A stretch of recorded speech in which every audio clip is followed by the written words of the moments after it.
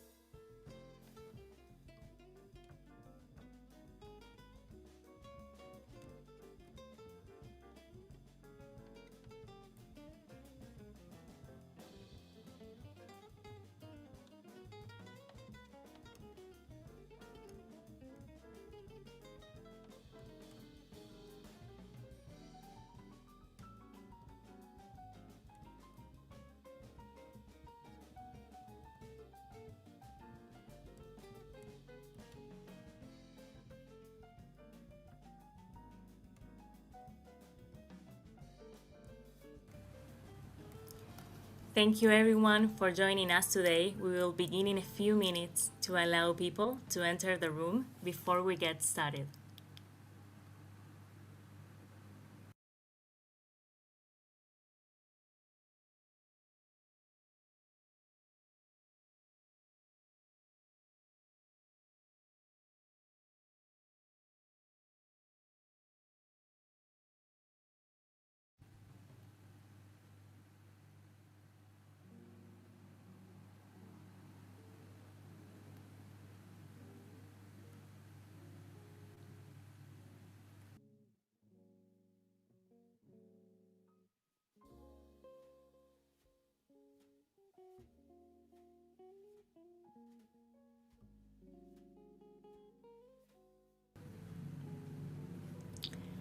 Welcome everyone.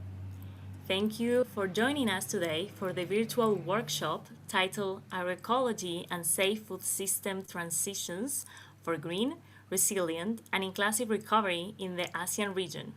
My name is Ila, and I will be your technical facilitator today. For assistance, please use the chat function to message anyone with the title Technical Facilitator in their name.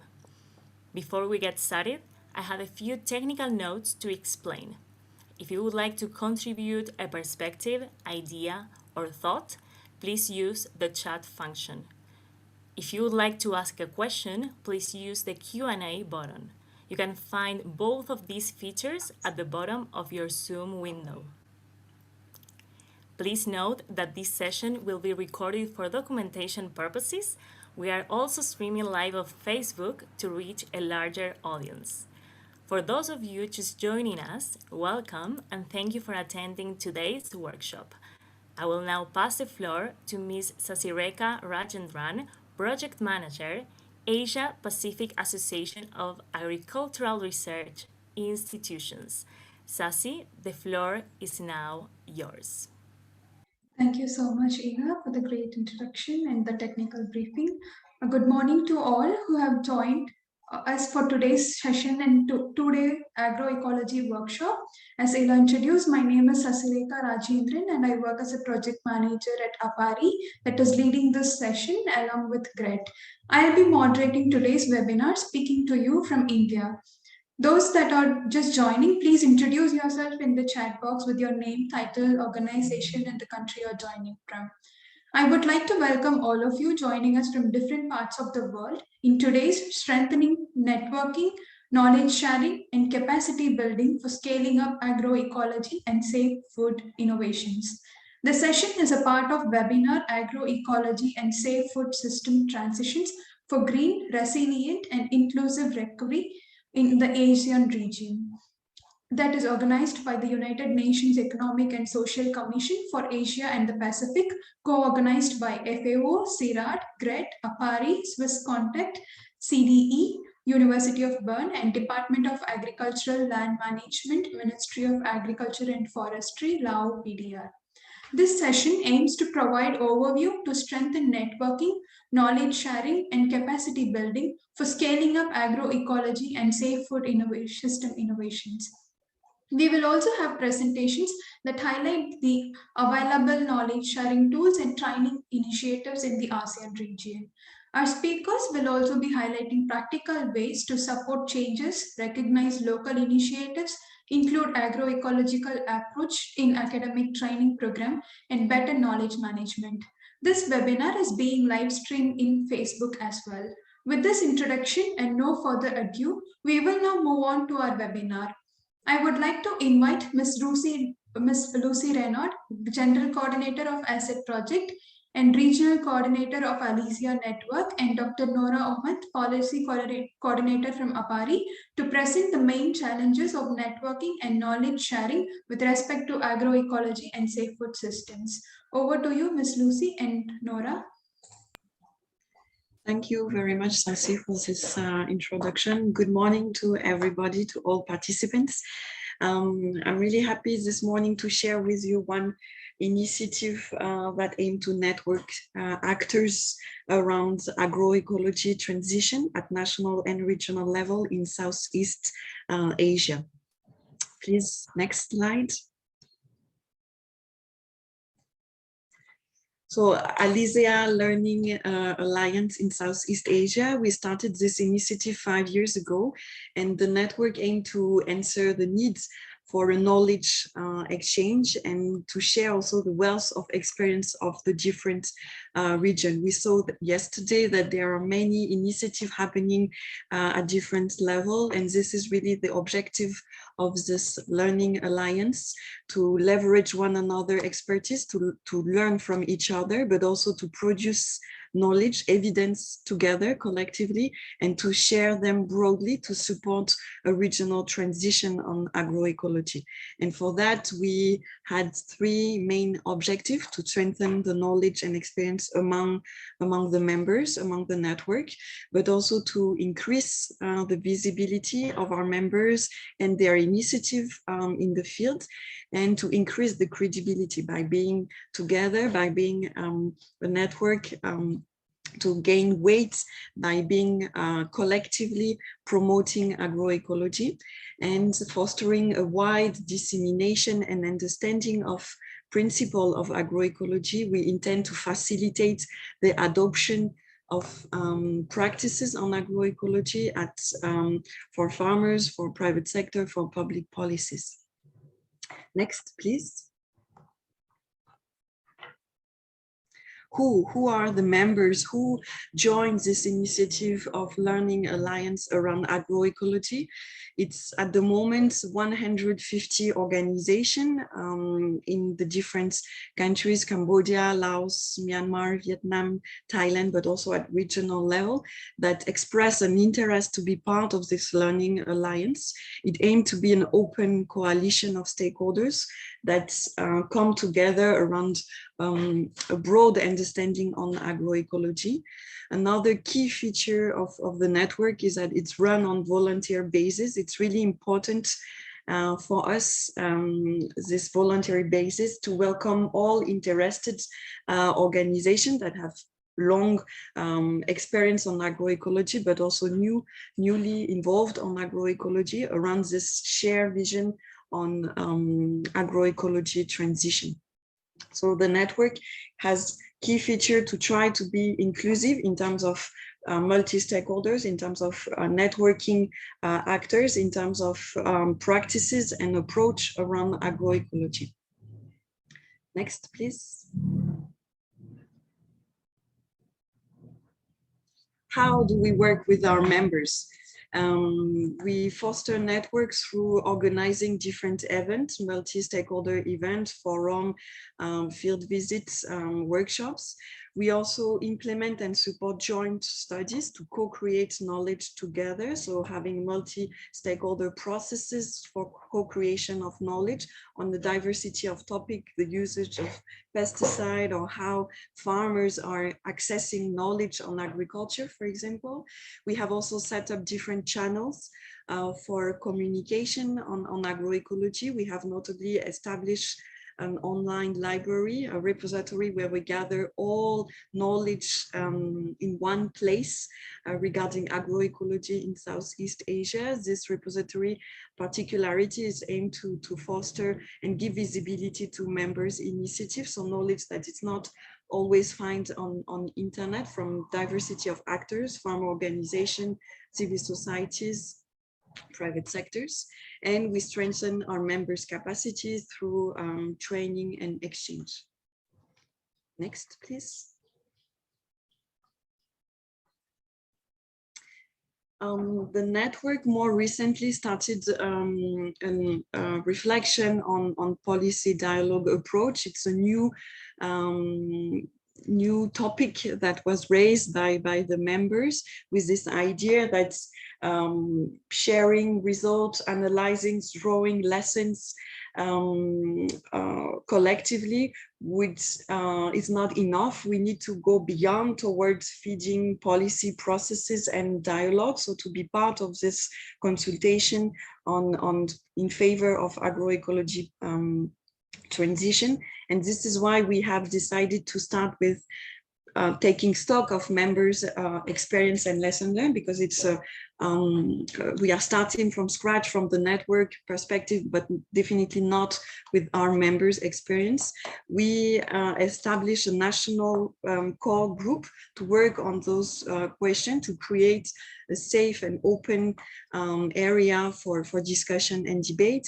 And then finally, we will document field evidence, what is happening in the fields in terms of public policies, mechanism in favor of agroecology, to develop collective recommendation for public policy. So this is really at the initial stage that we will, an initial stage of the process that will develop for the next coming years. Next, please. And then I would like to finalize, to conclude my presentation as an introduction of this session of why networks are important. What needs do they answer? It's important to highlight that connecting different background and knowledge, it's crucial for co-creation of knowledge and pushing for this process of innovation. It's also very important in terms of safe and direct dialogue for stakeholders, and to be in capacity to be force of proposal, to gain weight as we are together in terms of collective action. And finally, we hope that the networks will also encourage and help to innovate by fostering testing and adaptation of innovation at different contexts. Thank you for your attention.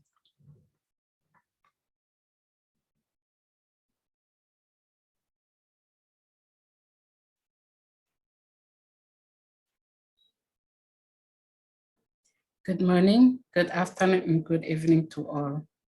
Continuing on from where Lucy left, I will talk on the challenges of networking and knowledge sharing, especially with focus on linking research to policy. First, I want to provide a brief background on the information source I am using in this discussion. The information is from a recent study by APARI, which is looking at how agricultural research is linking to policy.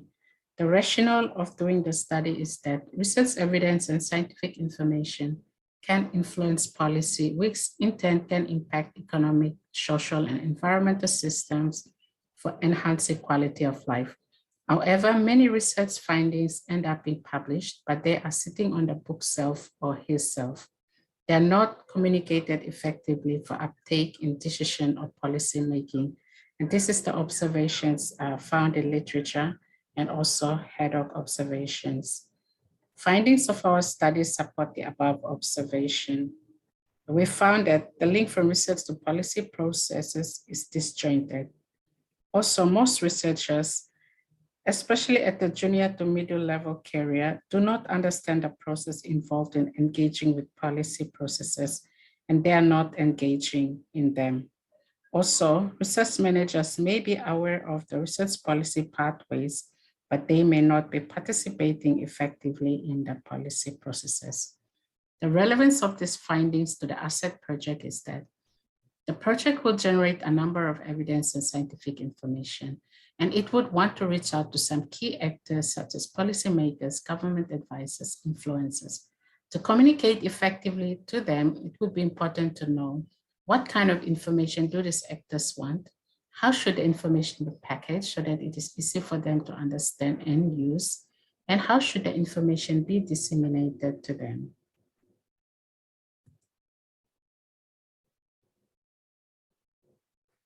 In terms of the challenges of networking, there are 3 points I want to make. First, a good understanding of research policy process is important. This is because there are many actors and different stages in the process. Knowing who to target and when to target will help you prepare well and communicate effectively your messages. For instance, at the stakeholder consultation involving many different stakeholders, this is often where policy issues that are general in nature are discussed. But when there are specific policy issues to be discussed, a smaller group who have interest or experience in those issues are usually involved. And when key policy decisions are to be decided on, an even smaller group is involved. So understanding which stage to be involved is important. Second, identifying the right actor that you want to reach with your evidence or information is important. At times, you may be reaching directly to the ministers, but often this may not be possible and you have to reach out to government advisors who may be experts, think tank groups, working groups, or some key individuals in government departments, whether planning departments or science and technology departments, etc., who can then advise the minister or heads of departments. Sometimes you may have to find influencers who can communicate your messages better than you. Influencers are also known as agents of change. They can be individuals or groups. In terms of groups, they can be international organizations, private sector, or farmer groups. Third, there's the need to be aware of the different platforms out there and how to access them. There are many different platforms such as national policy dialogue platforms or sectoral policy dialogue platforms. Also, there are think tank groups and working groups, etc. They have their own schedules. Some would be easy to access, others may take time because of strict procedures, but they are important avenues for linking to policy and therefore important to be aware of. In terms of challenges of knowledge sharing, we found from our study a number of factors that act as barriers to the uptake of evidence and scientific information in policy processes. These include factors such as researchers are not communicating well their research findings because they lack skills to do this. For example, the information they provide is in technical form and not the form that policymakers can understand or make use of it. Another factor is that there's a lack of understanding of the priorities of decision makers or the political issues faced by the decision makers. So these are not taken into account when packaging the information. So when it is provided to decision makers, they don't find it useful. Another factor is that policymakers may not want research findings because the research is from the supply side and not meeting to their needs, meaning the research is supply driven rather than demand driven. Another factor is that the perspectives of other stakeholders are not taken into consideration. So it gives a narrow view of the issue and the solutions, or the impact may not be convincing. Another factor is that at the institutional level, it was found that research institutions do not have research platforms that feed evidence and scientific information into policy processes. So this creates a gap in linking research to policy. Finally, but not the least, one of the barriers is that researchers are not aware of the right time to communicate research evidence and scientific information. This results in missed opportunities to feed research findings into decision-making on important issues.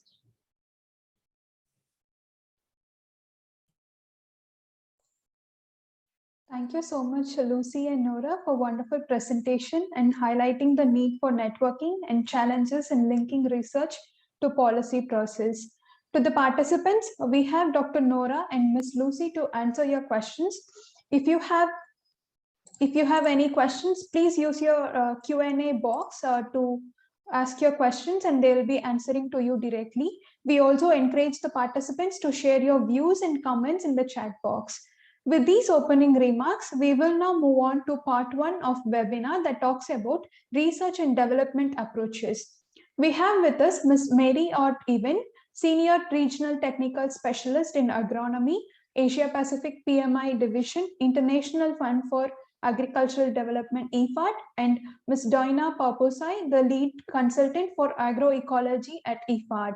They will be presenting on strengthening enabling environment for community-driven agroecological transitions. Over to you, Ms. Mary Art and Ms. Doina.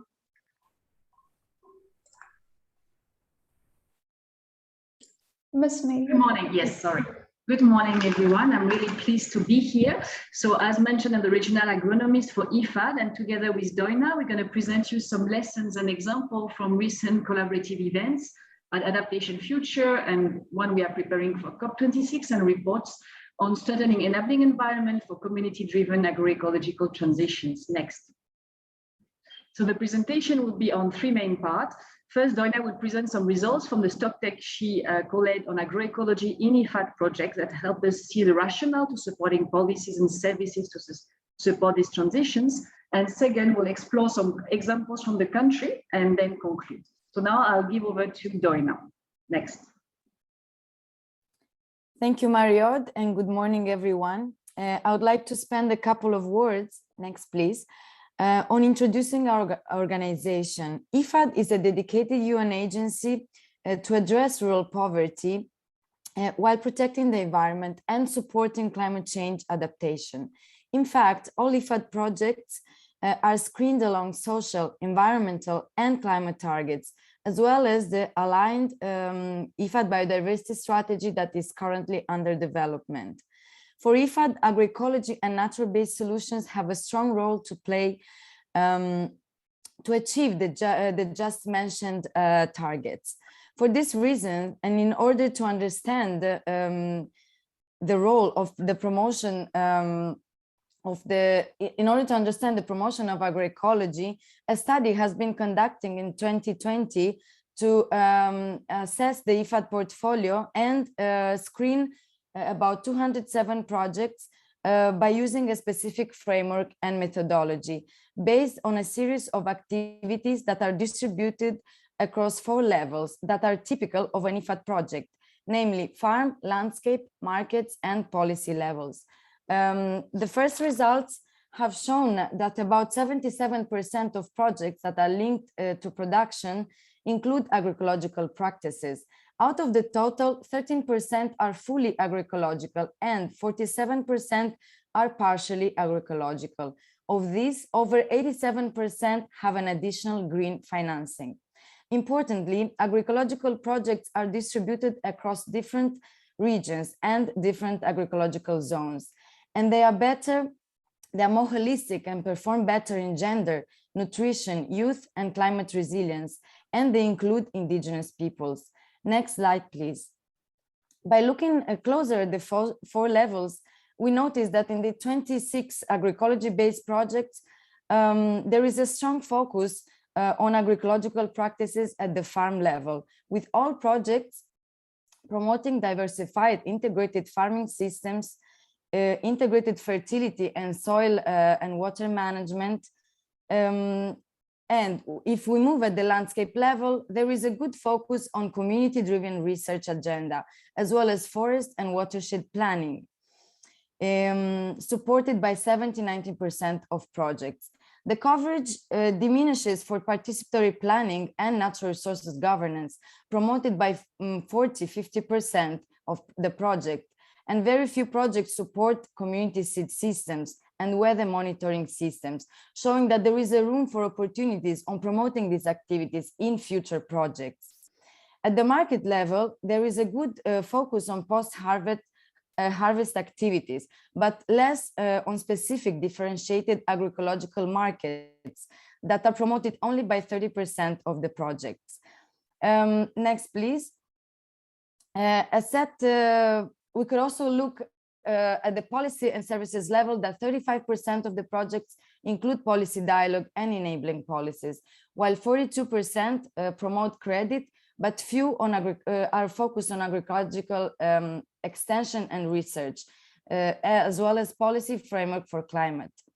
A set of recommendations highlighted the importance of the monitoring and evaluation systems, knowledge management and exchange on what in particular works in specific agroecological zones, as well as the need of investment in services for the institutionalization and scaling based on community ownership, governance and last mile service provision, as well as the enabling of policies and pluralistic extension and the promotion of private partnerships, along with innovative value chains. Next slide, please. Now we will focus on an IFAD example of a project promoting agroecological approaches. Next, please.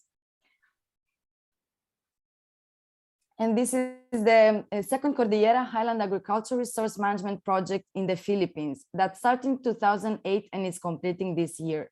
The project benefits about 60,000 indigenous families living in tribes in the mountains across 37 municipalities, consisting mainly in two groups: the households applying the indigenous farming systems and the households that converted their indigenous rice systems into vegetable systems. At the production, there was adopted an agroecological approach to build on organic indigenous agricultural systems to increase production in a sustainable way and guarantee a diversified, healthy, and nutritious diets.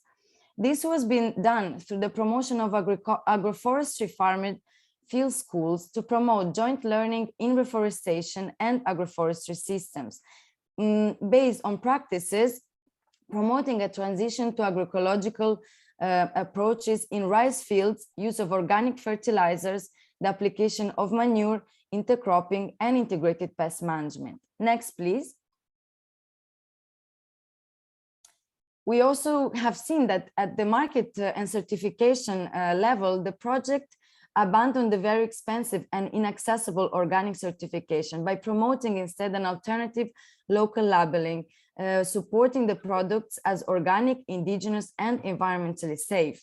These are based on efficient access to differentiated markets, with the results of 130% of increase in aggregated sales and 101% of increase in net income. At the policy level, the project adopted promoting policy linkages. These are the policies that are favorable to organic agriculture as a niche for traditionally organic farmers, and the link with forest rehabilitation and protection policies. It's important to highlight how the project focused on the community-driven extension through farmer field schools and built on detailed investigation of a variety of indigenous practices across the country, as well as the important strengthening of community-based institutions, which were essential to ensure community-driven systems, ownership, and collective actions.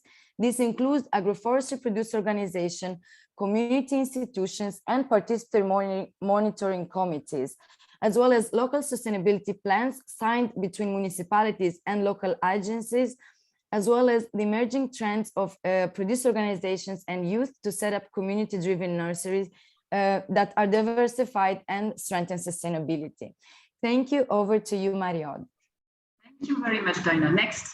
So now I'm going to present you the Vietnam approach. So that was implemented in the adaptation in the Mekong Delta project, which has just closed and which provides an integrated approach for research, extension, and development. Next, so you can go quite quickly in the animation. So first, at the center is the participatory action research that builds on beneficiary communities, which includes community planning and group support, as well as an interagency working group that links to the policy planning. In addition, you have, of course, a whole focus on how we replicate and disseminate it by integrating in replication plan, technical guidelines, partnering with farmers' organization, but also ensuring partnership with value chain, rural finance to ensure there is capacity to upscale. Finally, there is also the role of climate assessment, rural infrastructure, and climate digital advisory services to inform this whole process. As a result, we had over 130 climate smart and agroecological models that were successfully tested and adapted along the agroecological gradients of salinity in the area, and of over 50,000 households that adopted the model, both within the zone, but also additional 20,000 beyond the zone. So next, I will just provide some lessons learned from this project. So the important elements from this project was first the screening and documenting innovations which were relevant to specific agroecological zones. Notably, there were 3 main zones from the coastal, brackish, and more inland area that were really targeted. And then to screen the innovations to ensure they're usable by the forest farmers and use as well local knowledge. The second crucial element was the partnership with rural finance to ensure co-financing, scaling, and enabling the poor household to adopt the agroecology and climate smart technologies through climate dedicated climate change finance and collaboration with the Women Development Fund. And finally, core as well was to provide a diversified extension support with some pathway to sustain beyond project as salinity change from season to season and along climate change. So one advice 1 year is not necessarily good the next one. So core element there was to mainstream in local policy planning and investment, so that the technology and the elements are promoted and financed, mainstream in public extension guidelines, as you say, it is in replication guidelines, and they even secured additional financing through this policy and convergence to continue supporting farmers in that element. A third important element was training lead farmers on all these different technologies and approaches, as well as the groups, and later integrating these lead farmers within the farmers union. Finally, also the partnership with Ryan on the salinity monitoring system and pest advice was also crucial to also help further empower these lead farmers and local adaptation. And the co-finance with value chain partnership enabled to also finance specific training and ensure longer term support to the farmers, such as in organic coconuts. Next. So now I will conclude. And next. So as we saw, the agroecological practices are knowledge intensive, and there is often a lot of cost to be able to identify good practices, both in building on the knowledge and that are locally relevant and that empower communities. So what we found in our review is that we need strong local institutions and support services, starting with participatory agricultural research that can be built along the diversity of agroecological and farmers' conditions, and it can include local knowledge and pay attention to social screening so that they can be used by the farmers, by all target farmers. Then second is to have a cost-efficient community-driven implementation from the start, at least implemented in core area that present the diversity of agroecological locations, like done in Vietnam, and in other India example we didn't present, as well as investing in grassroots implementation, building capacities of community-level institutions such as lead farmers, groups, facilitators, and so on. Third one is, of course, invest in dissemination and peer learning to scale out by ensuring networking, media, video, farmer-to-farmer exchange. For instance, in Vietnam, the inclusion of lead farmers in farmer union, as well as partnership with tracing and comparable knowledge. That's work at effort on SLM and knowledge management that will be presented later on. And investing in human and social capacity and education for sustainable support, like collaboration with curriculum extension, replication guidelines, and collaboration of knowledge network to further scale out the support and the lessons learned and guidelines. Finally, collaboration and co-investment with local government planning is crucial to ensure continuity, so having plans and support that are integrated in community and municipal planning and converge, like in Vietnam and Philippines, as well as partnership with value chain that can co-finance and support these transitions, so to collaborate along the value chain as well. Finally, like we saw in Vietnam, but we see it in other examples, digital innovation can play a crucial role to further empower the grassroots implementation, develop capacity and exchange, and address these different challenges. So all in all, I think that it's very important to think exit and scale from the start with attention to institutions, capacities, network, and partnership, and collaboration with research, farmers, organization, and so forth. Next. I'll go very quickly in my next one because we are beyond time. So that's the importance of leverage adaptive ICT solutions that we can see that can really be responsive to the community needs and adapted to indigenous knowledge. Next. So now, because I'm over time, I'll just thank you, provide some references, and then join us at IFAD COP26 on Thursday. We will be discussing on similar topics with different speakers. Over. Thank you so much, Ms. Mary or Ms. Doina, for a wonderful presentation. We are glad to start our session with your insightful presentation. I request the participants to post your questions on the presentation in the Q&A box. The speakers will answer to your questions by the end of the part one in the live session. So please feel free to add your questions until then, and we will direct your questions to the speakers. With that, we now invite Ms. Femi Pinto, Executive Director at the Non-Timber Forest Products Exchange Program Asia, a membership network of community-based organization. Ms. Femi has over 20 years combined of field experience working with indigenous communities, management in NGOs and advocacy. She'll be presenting on the power of local initiatives, knowledge exchange, and networking towards sustainable food systems in Asia. Over to you, Ms. Femi. Ms. Femi, can you please unmute yourself and then.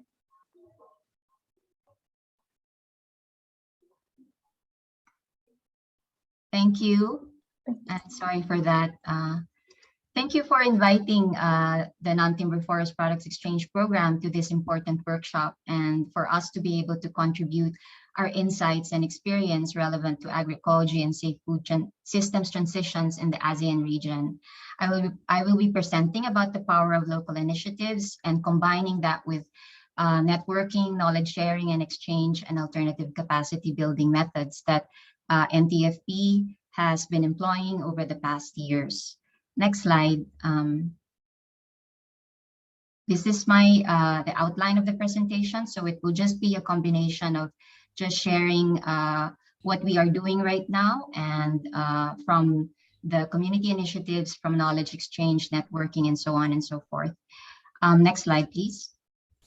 Just to introduce the Non-Timber Forest Products Exchange Program is an over 20-year association. We are grounded in local experience, and it's a 25-member association of individuals, practitioners, and organizations, including country offices, NTFP country offices, with over 100 partners across Asia, especially in Cambodia, in Indonesia, the Philippines, Malaysia, Vietnam, and Western Ghats in Central India.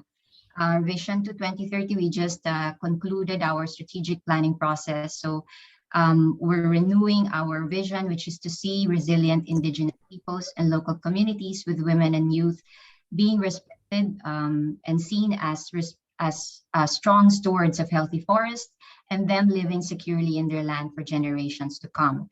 Over the past 20 years, we have enabled and improved livelihoods of partner communities through the establishment of community-based enterprises and enhancement of indigenous knowledge-based livelihood and resource protection initiatives.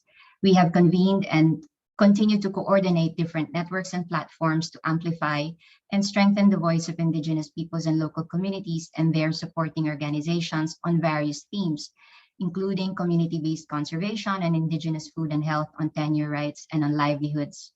And with that, we bring voice, agency, culture, and indigenous knowledge and gender equality and women's rights to the fore as key values and principles embedded in our work.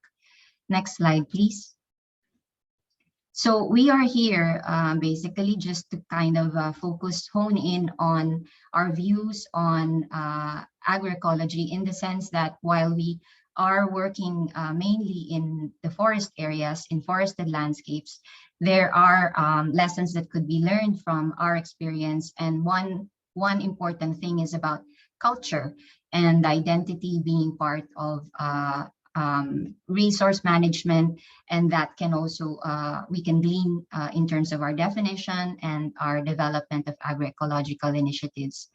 Relevant to the topic of this workshop, most of our work, as I mentioned, is in forested landscapes, which is home to over 200 million indigenous peoples in Asia. And within our region and within the network, we are able to tap at least 15 million hectares of customary landscapes that are currently being managed and protected by indigenous peoples.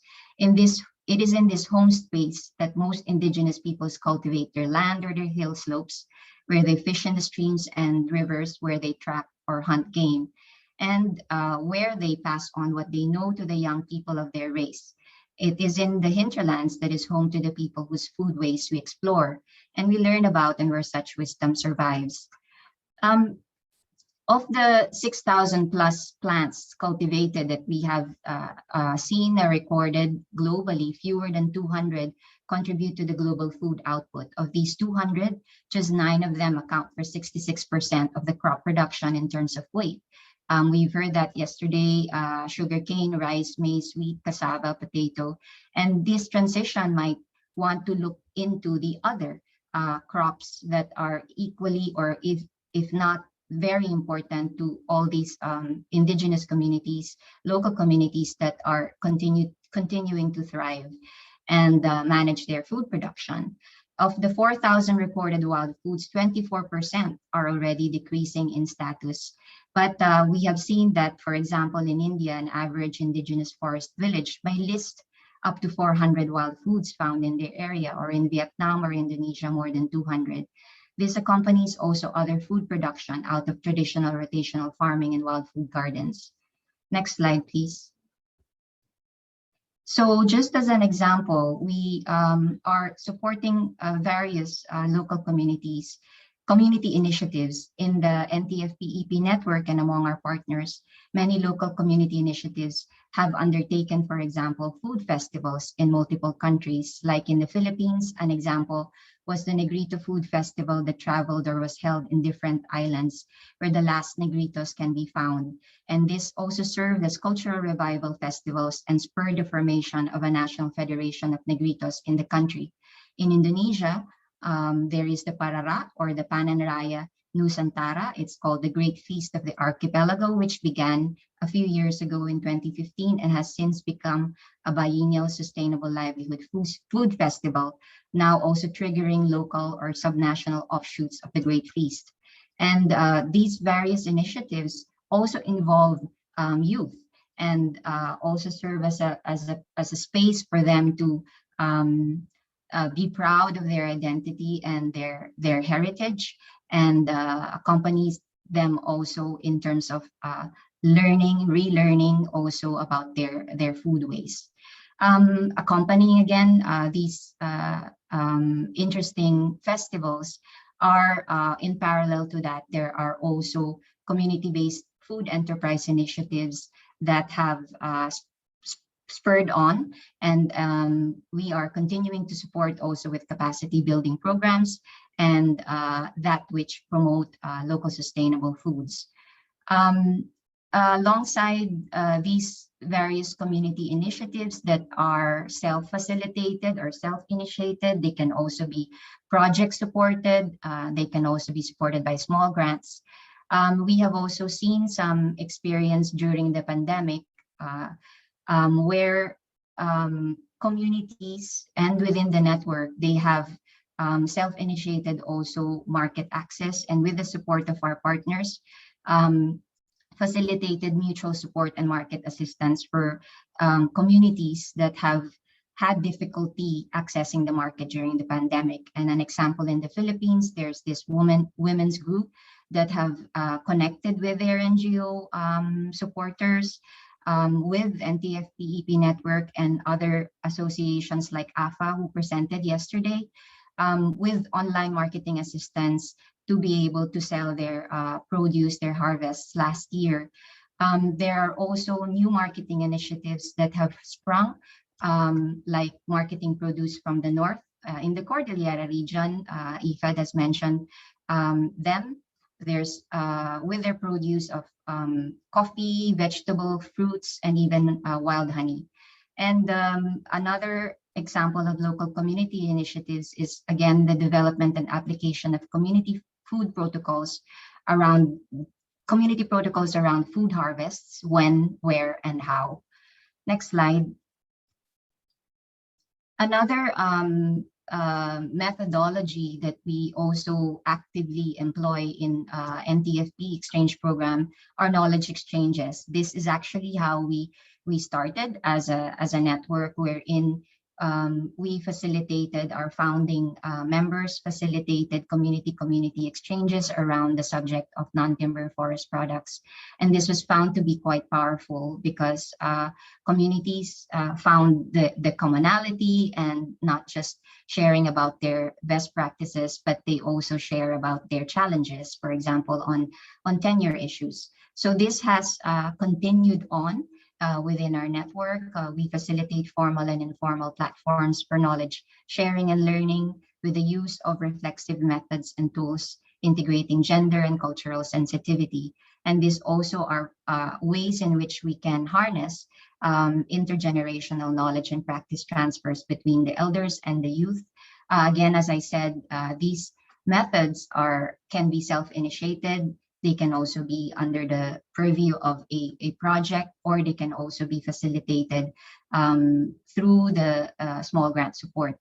And another one is also like the festivals, it spurs rejuvenation of traditional knowledge through trainings and workshops and festivals. I'd like to also give an example of a recent online. With the pandemic, some of these knowledge exchanges now we've shifted and tried to build our capacity using digital technology.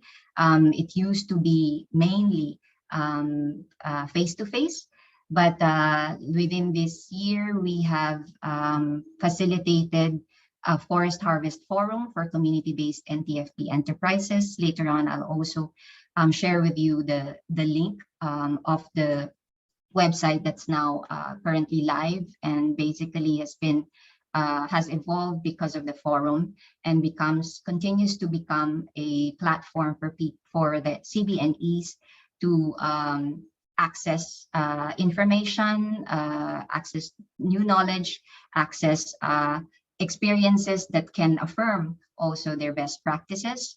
And during the forum, we embarked on a series of consultations and exchange. For example, we have used the forum to bring together community experts, technical experts, to develop common protocols and thumb rules for sustainable harvest and management of NTFPs, including wild honey, Apis dorsata, and Apis cerana species.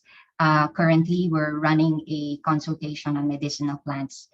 This is also alongside other protocols development for other NTFPs like rattan, bamboo, and others.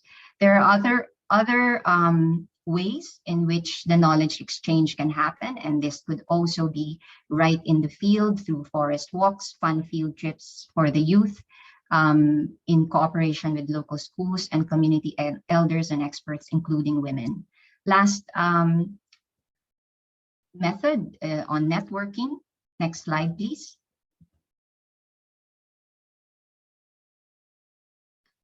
We are, again, as our name also suggests, as an exchange program, there's a lot of networks that we are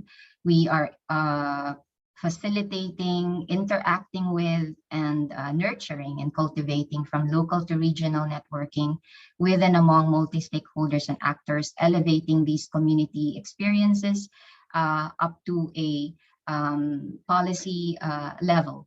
One of the examples that I'd like to share is a recently concluded one-year dialogue series that also spawned the emergence of a new network called the Wild Foods Biodiversity and Livelihood Network, wherein we brought together, again, those from the communities, the support organizations, some scientists, to come together over a year online, because we ran into the pandemic and was not able to manage face-to-face meetings. But the good part of that is we were able to conduct many consultations rather than just one single regional consultation. So the network has been alive and active, and was spawned through the consultation and dialogue series to think about wild foods, to think about to develop an outlook towards 2030 on what they can imagine wild foods should bring or could be part of the future of food systems. And then there's also another network called Madudunya, which is very much more focused on wild honey. Again, it's an emblematic, wild honey is an emblematic product coming from the forests, which also reveals and shows the diversity and dynamism of indigenous people's culture and foodways. And that forum that has started several years ago has now become an every 4-year forum that gathers not just the honey harvesters, but now they are starting to interact with scientists, with market actors, and then this is also a place where the learning happens, upscaling of their honey enterprise initiatives and undertakings in the forum and beyond. So next slide.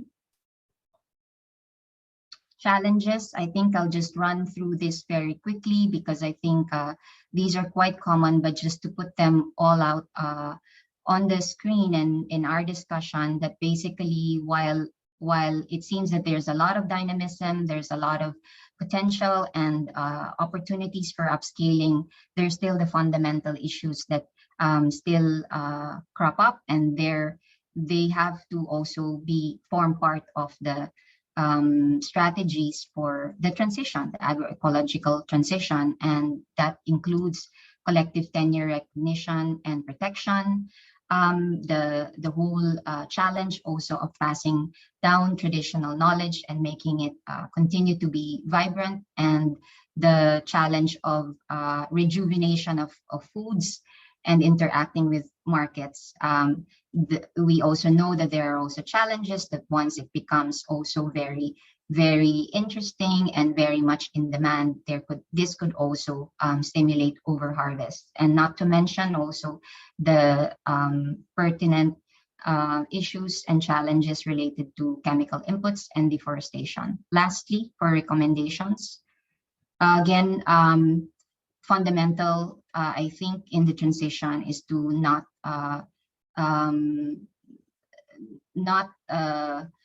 fall short of also addressing the facilitation of land rights and access, alongside, if ever there's a lot of interest on market access.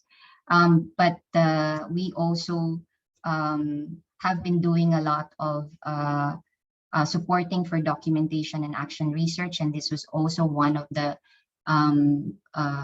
strongest recommendations to support local efforts in creating accessible materials of wild foods and making them memory triggers for children, for the youth, in order to push for practice on the ground and in the communities.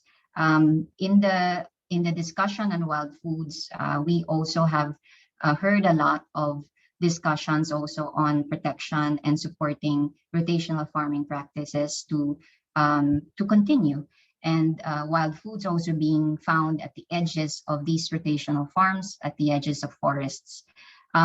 Continue to work on harvest protocols, and lastly, combine different modes of research, especially participatory community-based research, and enhancing reflective practice that would include all foodways in the region, from the rotational farming, from gathering, from fish trapping, food gardens, and cultivation, and updating that information that will be held and controlled by the communities themselves, but then there could also be shared repositories of knowledge. Lastly, we also support partnerships and collaborations, and that recommendation for that to continue, but combining between formal actors, but also supporting non-traditional actors and activities, and their activities like knowledge exchanges and the like. Finally, last 2 points on key takeaways is that we enjoin that there would be enhancement, restoration, and protection of indigenous foodways, that the proposed work may not just be on restoration itself, but also on continuous updating of knowledge, on traditions, on cultural systems and practices, including those other food production processes and wild foods activities that I mentioned. And finally, the fundamental complementary work and support to indigenous peoples and local communities to protect and secure their collective land and territories, and sustain their culture and way of life, including their foodways and agroecological practices, and celebrate the dynamism and diversity rather than uniformity. Thank you very much. Thank you so much, Ms. Fahmi, for a wonderful presentation. I really found it interesting to know about the networking activities and the support you've been giving for the local communities. With that, we now come to the end of our first part, and now we would like to invite questions to the speakers. We have two questions. First, I'll go, Lucy, you have a question from Ms. Pham Van Hoy. What plan do we have to get agroecology network effective in operation? So that's a question directed to you, Ms. Lucy. Thank you, Sasi, and thank you, Hoy, Dr. Hoy, for your question. Several elements to answer that. First, within the network, the strategy was progressively to switch from more member-based managed networks. So we used to have only one national secretariat that was hosting by a member in each country, and then we established a board of members. So now we engage with a broadened members in each country, 4 to 5 organizations per country to design the strategy and the action plan.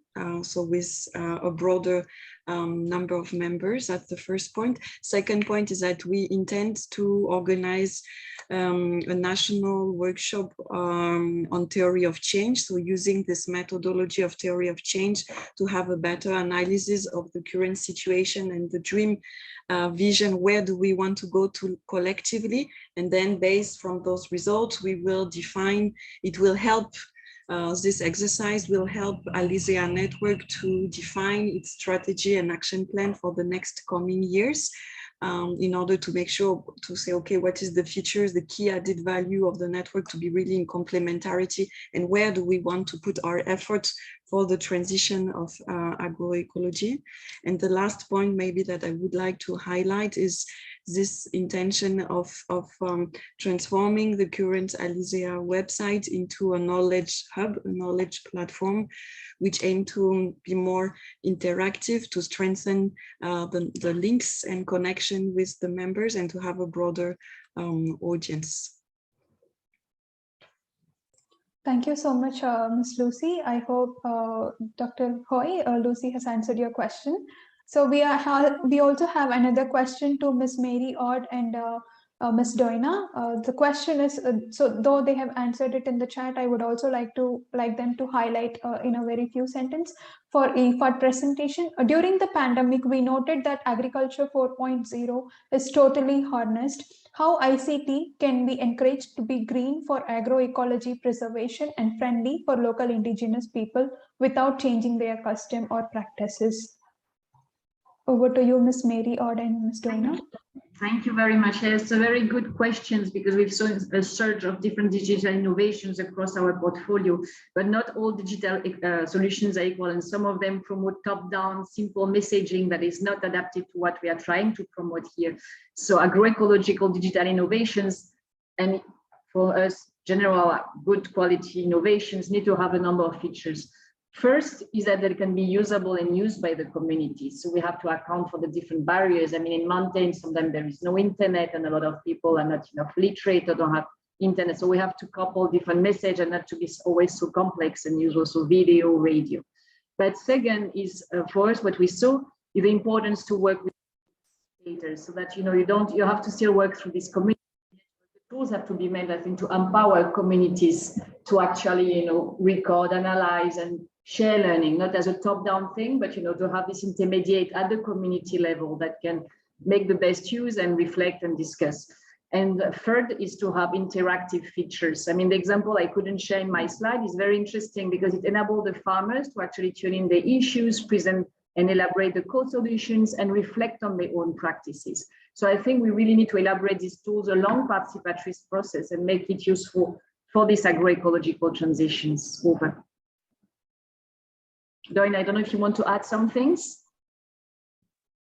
Yes, just a compliment. Thank you, Mariod. So the very importance now of the use of ICT as a tool rather as an approach to production. And indeed, the digital innovations are important, as also Mariod mentioned, but also especially when going beyond the production and looking at the other elements of the food system. So for example, at the markets or the co-creation of knowledge. So at the knowledge, on the knowledge side, the importance of digital platforms, facilitating and allowing community knowledge building, and at the market level, the e-commerce platform that actually connects small-scale producers from remote rural areas to markets. So yes, these are very important elements. Thank you. Thank you so much, Ms. Mariod and Ms. Doina. You can also find some useful resources from EPAD that they both have posted in the chat box. And we also have a question for Ms. Femi from Phai Chen. If you would like to answer it live, thank you. They compliment for your presentation and video as well. I want to know that if any platform or mechanism to identify origin determination of honey to guarantee the price on sale, avoiding fraud product. Ms. Femi, I hope you can see the questions. I was about to type my answer, but I can only speak for our network, but it's a growing network, as I mentioned earlier, on Madudunya. So it's also across the region, including India, not just ASEAN. But within the network, we commonly also adhere to certain protocols and standards. So basically, that addresses right there the issue of authenticity, of being able to trace the origin of the wild honey that is being sold, at least for the ones that are connected to our network. And currently, I mentioned as well that we have also done work to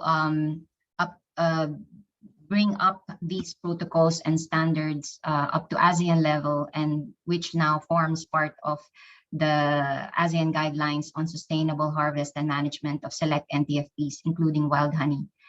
And there is also work right now on developing also a collective mark that will also address these three issues on sustainability, traceability, and authenticity and quality. Thank you so much, Ms. Femi, for answering the question. We also have a question. If you could answer that directly to the participant, we would really appreciate, Ms. Femi.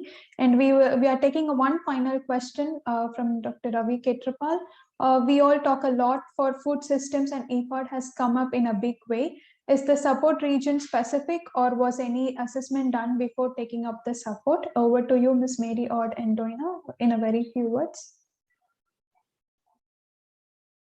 First, let Doina start, as she's been working on the agroecology clusters most closely, and then I'll provide some complementary information maybe for Asia or others. Over to Doina. Thank you, Mariod. So yes, very briefly, actually, the study, the assessment that we have done to understand what has been done on agroecology, this included all the 5 IFAD regions, Latin America and the Caribbean, the NEN region, northeastern and Northern Africa and the Central Europe, as well as Asia and the Pacific, Western Central Africa, as well as Eastern and Southern Africa. So it was a global study, but it's not like the practices were supported after this study. We noticed that IFAD is implementing these practices since a longer time, since it started to promote gender, to focus on climate, youth as the mainstreaming priorities, as well as promoting nutrition and focusing on indigenous peoples. So yes, it was important for us to have a picture what is happening in the recent project, in those that completed recently and those that are still ongoing, in order to understand where there is room for more opportunities to engage. Thank you, and giving the word to Mariod. Thank you. Yes, so I think, we have a big global engagement on these topics. I mean, IFAD recently released its biodiversity strategy and is very present at the COP on the adaptation side for the smallholders and putting natural-based solutions at the forefront and agroecology. So I think we have a strong take in that, and there was a lot of involvement in the food system. Regarding regional specificity, we have a recent report that was released on lessons from our program in Asia that I will share the link, and I use the presentation for the so we have specific insights, and we are participating today because we are keen to continue and further our collaborations and partnership within this Mekong area. I think that's why we both engaged and we want to continue.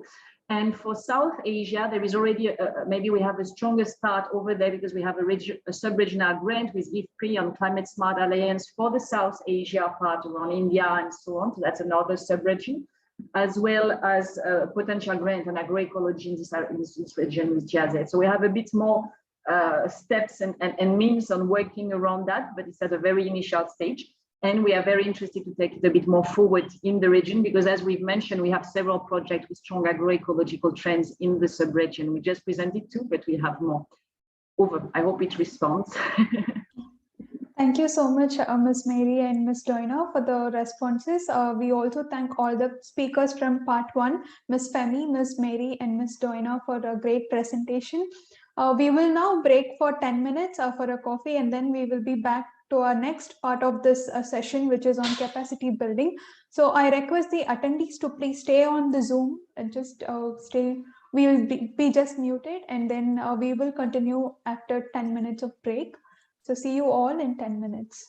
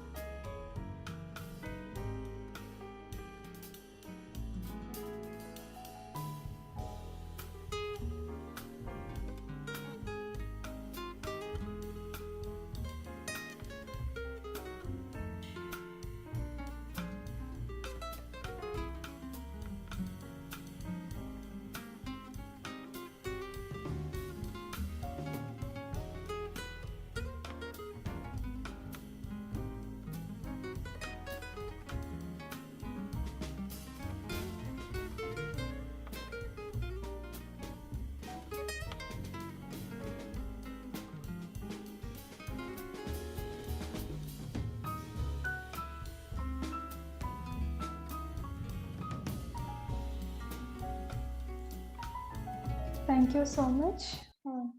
Thank you so much for the great music in Self-Factory.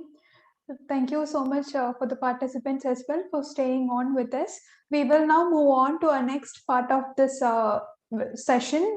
We will now have presentations on capacity building, taking into account agroecology and sustainable food systems in academic and vocational training programs. We have with us Mr. Tim Sophia, Mr. Channa Bao, and Dr. Seng Wong with us to talk in this part 2. First, I would like to invite Mr. Tim Sophia, Project Manager for UCAT EFAD activities in the SACRA project.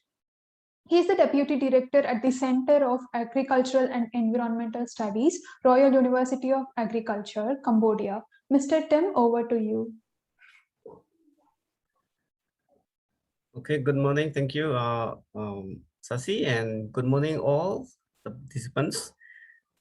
Yes, with this presentation, I would like to share with you the lessons about the integration of agroecology into the university curriculum at our university, the Royal University of Agriculture in Cambodia.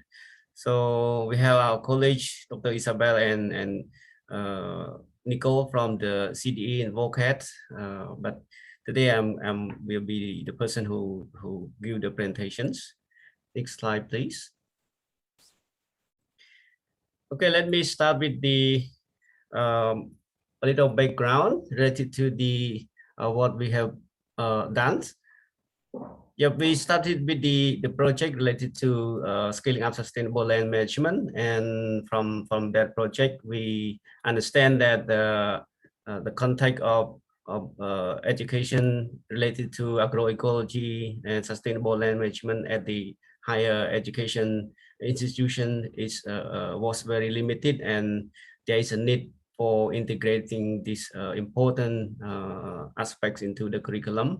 And we also learned that many students who graduated from university are going to work for extensions and related sector, NGO and others. So these competence related to agroecology, SLM, and also SD need to be integrated well into the curriculum. And so from that, we need to integrate this into the curriculum, and we get the future generation that need to be trained related to climate resilient, so-called agroecology and SRM solutions. Next slide, please. Well, related to that, we have the question like you see here, how can we capacitate the young generation to become future agent of change? So with that, we need to focus on the competencies. What are the competencies that are required to foster sustainable development for future generation and also future jobs? And how are we are able to address today's challenges related to food security, climate change, resource degradation, and poverty? And from the university, we understand that many of our graduates will go for different sectors, different institutions, both government, extension, NGOs, and private companies. And that we need to think about the effective teaching arrangement at our university. So next slide, please. From this perspective, we with the CDE, the University of Bern, we come up with the pilot project called Develop a Sustainable Land Management, Sustainable Development that include agroecology and sustainable land management into that. So with this collaboration, we sort of bring the excellence capacity from the University of Bern related to sustainable development into Cambodia, into the higher education at our university as a pilot. So there, what important is we include the systematic perspective, include the tailored solutions for specific contexts and building the existing knowledge base, where some of you already know that we have the global vocate database that focus on the sustainable land management, yeah, and agroecological system also important parts in that. And with that, and we need to include the concept of participatory approach with integrate science and practice. And it is important to highlight as well that this curriculum integrated with the agroecology and SLM is also the interest of the ministry and our UNCCD NISTO focal point, which is based at the Ministry of Agriculture. Next slide, please. Yes, and with that curriculum, we integrate solely the SD approach, the sustainable education for sustainable development, and we cover the main thematic aspect, including sustainable development. Of course, we include the 2030 agenda of SDG, the SLM, agroecology, climate change, DRR, and so on. And when we talk about the ESD approaches, we need to have the three components of the academic knowledge, attitude, and skills. So we not only try to build the knowledge of the student, but we try to impact or influence the attitude as well regarding the sustainable development. Next slide, please. And so with the curriculum, the competencies that we are focusing on includes the understanding of the concept and framework related to SD, climate change, sustainable development, land degradation, DOR, agroecology, and so on. And we need to include the understanding the fundamental principles and functioning of the complex human nature interactions. And we integrate the tools and methods related to SLM, related to documentation, assessment, and evaluation of the SLM, as well as land degradation. And there we integrate a tool to look at both at the farm level and the landscape levels. And we include the development potential solutions related to SD and other challenges. And we monitor the impacts of the solution of, the technology that we integrate in this curriculum. And of course, there are some other aspects related to communication and result sharing for the student that what we bring from the field. And related to this, I also would like to highlight that what we have done with the curriculum here is the result of our project, and then we bring the tool available in the project and lessons learned from the project activities in the field, bring up to the curriculum level at the universities. Can you press next, please? Yes, and with the curriculum, we have 6 thematic chapters, starting with the chapter 1, sort of introduction that covers sustainable development, land degradation, and sustainable land management as a general concept. And then we move to the more specific tools related to documentation of SLM best practices that you can see here. And then for chapter 4 and chapter 3, chapter 4, we focus on the SLM climate change and DOR. We look at the interaction between SLM climate change and DOR, and of course agroecology also important part in here. And with the chapter 4, we are applying the tool of mapping land degradation and sustainable land management.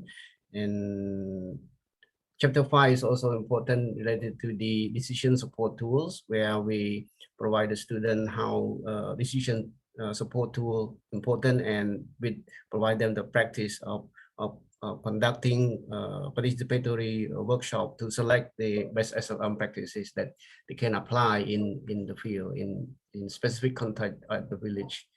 And next, please. Yes, from the curriculum that we have developed, and we then launch it with official participation from higher ranking people and stakeholder, including donor, university, NGO, teachers, and researchers as well. So we launched it in 2020, and can you sneak please? And later we have the training of trainer for our researcher and lecturer at the University of Agriculture, where we try to cover the important aspects of the curriculum that include the 6 chapters. But of course, we could not go through everything, but the TOT is important to provide the important aspects related to not only the thematic contents of the curriculum, but also the teaching learning arrangement that the teacher need to focus when they are applying the curriculums. Next, please.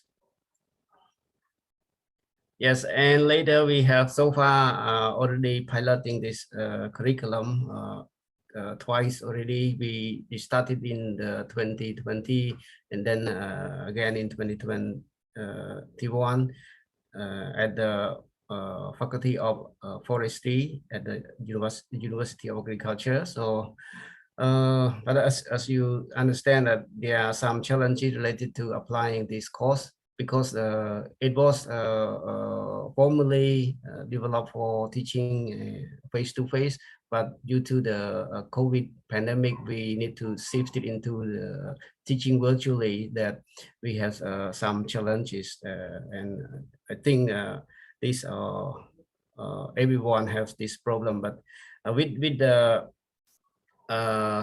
last piloting, we have improved a lot as well. It is because we have more familiar with the virtual learning environment. Both the teacher and students are aware of the system, and I mean the teaching interaction are more favorable, and we can practice a lot more. So as a result, it has been improved comparing to the first pilot.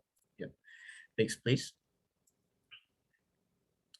Yes, my last slide for the key taking aways from this presentation is firstly, agroecology and SLM topics need to be integrated into the higher education as a curriculum, and that we need to include systematic perspective of landscape, and we focus on the solution for specific agroecological zones, because it is a different context.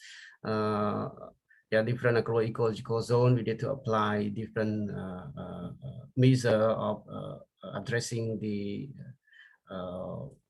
issue of land degradation and agroecological zone related. Yes, and ESD approach are important and need to be integrated as well. And with that, we need to integrate or focus on not only the academic knowledge, but and skill, but also the attitudes, that we have some ways to influence the attitude of the students that could bring or drive the future change towards sustainable developments. And yes, of course, we use the existing database of vocab, as you can see in the website here, and also a lot of other knowledge documents that are available related to agroecological ecology and SLM. And last but not least is the link between the output of implementation of the project that bring good lessons and successful practices for to give example for the student at the universities. That's it from my presentation. Thank you. Thank you so much, Mr. Sophia Tim, for a wonderful presentation. I found it really interesting to know about the different ideas on linking outputs with higher education curriculum and how you evolved into online teaching as well. So we also acknowledge the support from Dr. Isabel Providoli and Nicole Harari in the preparation of the presentation. I also request the participants to post your questions in the Q&A box to Mr. Sophia if you have any. As I can see, there has been really interesting interactions in the Q&A as well. With that, we will now move on to our next presentation. I would like to invite Mr. Channa Bo, lecturer at the Department of Information and Communication Engineering and the staff at E-Learning Center, Institute of Technology of Cambodia. I welcome Mr. Channa to present on e-learning initiatives in Cambodia. Over to you, Mr. Channa. Okay, thank you, Sasika. Good morning from Cambodia, and it's my pleasure to be here and present you the implementation of e-learning activity at ITC, the Institute of Technology of Cambodia. And firstly, let me introduce myself a little bit. My name is Channa. Currently, I am a teacher in the Department of Information and Communication Engineering. And at the same time, I also working as an e-learning staff at the e-learning center of ITC. Next slide, please. So here is a brief introduction to the e-learning center at ITC. And actually, there is an ASEAN Cyber University ACU project, which was proposed in South Korea, ASEAN Summit 2019. And by the mandation from MOI, Ministry of Education, Youth and Sport, ITC is recommended to join the project. And as the result, in 2011, the ITC was selected by the selection committee from Korea for setting up the Asian Cyber University ACU. So in June 2012, we have established the ITC e-learning center with support from ACU project. We have a multimedia studio room where the teacher will be can be able to record their lectures at our studio, and where we have all the equipment set up. And we have the content development room and operation room that allow our staff to work and develop the course more professionally. Next slide, please. So actually, in our story, once the e-learning center was set up in 2012, we start everything from scratch by developing 2 pilot courses from our department, Department of Information and Communication Engineering, which we have 7 persons as the key resource to stimulate the process of our development, as well as with this pilot e-learning model. We can see that the growth is going up. So from 2012 to 2015, in the 2015, we expand to the course to the whole of in ITC, which we has increased from 2 courses from our pilot only cover on 1 department, and we up to 13 courses, which taken from 8 different departments. And we also gain more resource person in the field of content development, including our partner NIPTech in another partner university. Next slide, please. And started then back then in 2016, we expand more course to the stage 2, which we also involve it with other public universities, and also the purpose of ITC and open educational resource has been started in order that we can share the material among our partners. And in from 2016 to 2008, we have seen that we increase more courses, as well as we collaborate with other partners. For example, we also work with MOI and UNESCO projects to develop 11 courses, which support to the out of youth school, which they drop the secondary school from grade 9, which they can register for the course and able to pursue their learning online. And finally, they can get the certification, which enable them to continue the technical skill at higher level. And we also work with some other partners like CIRAC and LUA to host some agroecological content. And currently we have around more than 9 courses. And we also work with the PIC, Parliament Institute of Cambodia, which we support to develop 2 other courses. And in 2019 and onward, we also continue with the development projects with the support of World Bank. And also we have the project on Digital Education Center, which we allow the our education to be more interactive with technology, ICT, as well as there is a STEM teacher training center in our campus with the support from COICA. And this will help the teacher training program in the secondary and primary school. And we also continue on the UNESCO on phase 2, which is called the big project, which allow out of youth schools in order to able to continue the study online. Next slide, please. And this show you an increasing number of students which enroll from one academic to another. So the year he is mentioning about academic year 2012, mean academic year 2012 to 2013, we have only 114 students, which is from our pilot 2 courses, and up to 2018. And this number is only calculated based on academic year. We do not accumulate from academics to another one. So back in 2018, we have around 3,500 students enrolled to our course and access to e-learning content at ITC with 29 instructors. And in order to support students to access to the learning material, as well as supporting other questioning and technical skill, we also involved with teaching assistants, as well as the admin handling the system of e-learning in our center as well.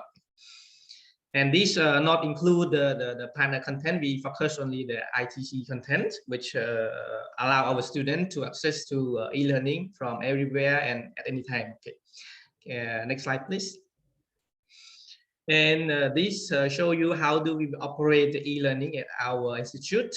We have the e-learning course session, which we also include the attendance, because in our system we are also able to track the progress of students, whether they accessing to the lecture or not, or they skip the quiz or some other thing. We can track them online. And we actually apply the flipped classroom method, which we allow the student to study online instead of doing a traditional teaching model, whereas teacher will provide lecture face-to-face in class. But now we saw some courses, most of the courses, we allow students to access to our e-learning content from their home or from anywhere at any time. And when they come to the lab class, and we also have the rep session in order to summary or answer any questions regarding to the students understanding. And regarding to the final evaluation, we have the final exam as normal, which also includes the practical lab plus the offline final exam in order to evaluate our students for the final year. Next slide, please. And how do we support the student? We have 3 key main roles: the instructor, teaching assistant, and LMS administrator and technical support. And for the instructor, they normally arrange the activity of the class, prepare the lesson, design activity, group work, assignments, quiz, and so on and so forth. And for the teacher assistant, mainly they guide students how to use the system and support if they have any question regarding to the slide or the lecture of the course. And most importantly, the technical part is handled by our support team. And we also have the administrator, LMS administrator, learning management system admin, which they work closely with the system, registering students, enroll students to a particular course based on the teachers from each department. Whether they request to do it online, we can upload their course material to our system. Next slide, please. So in order to run our e-learning models more and more smoothly, we really need the support policy from three key main stakeholders. The first one is school support, where we really need from the school whether they allow us to do the course online, uploading material, producing contents. And with this, we still get, for example, in terms of teaching, the teacher will still be able to get their teaching timesheet, get paid, although they teach online, because they spend time on preparing material, uploading contents, assign assignments, or design any activity and support the students. And for the second stakeholder is the policy from the department that the course are located. For example, in IT department, we have some courses like image processing and software engineering. We also really need from the department, if the department not push or not encourage our teacher lecturer to develop the course.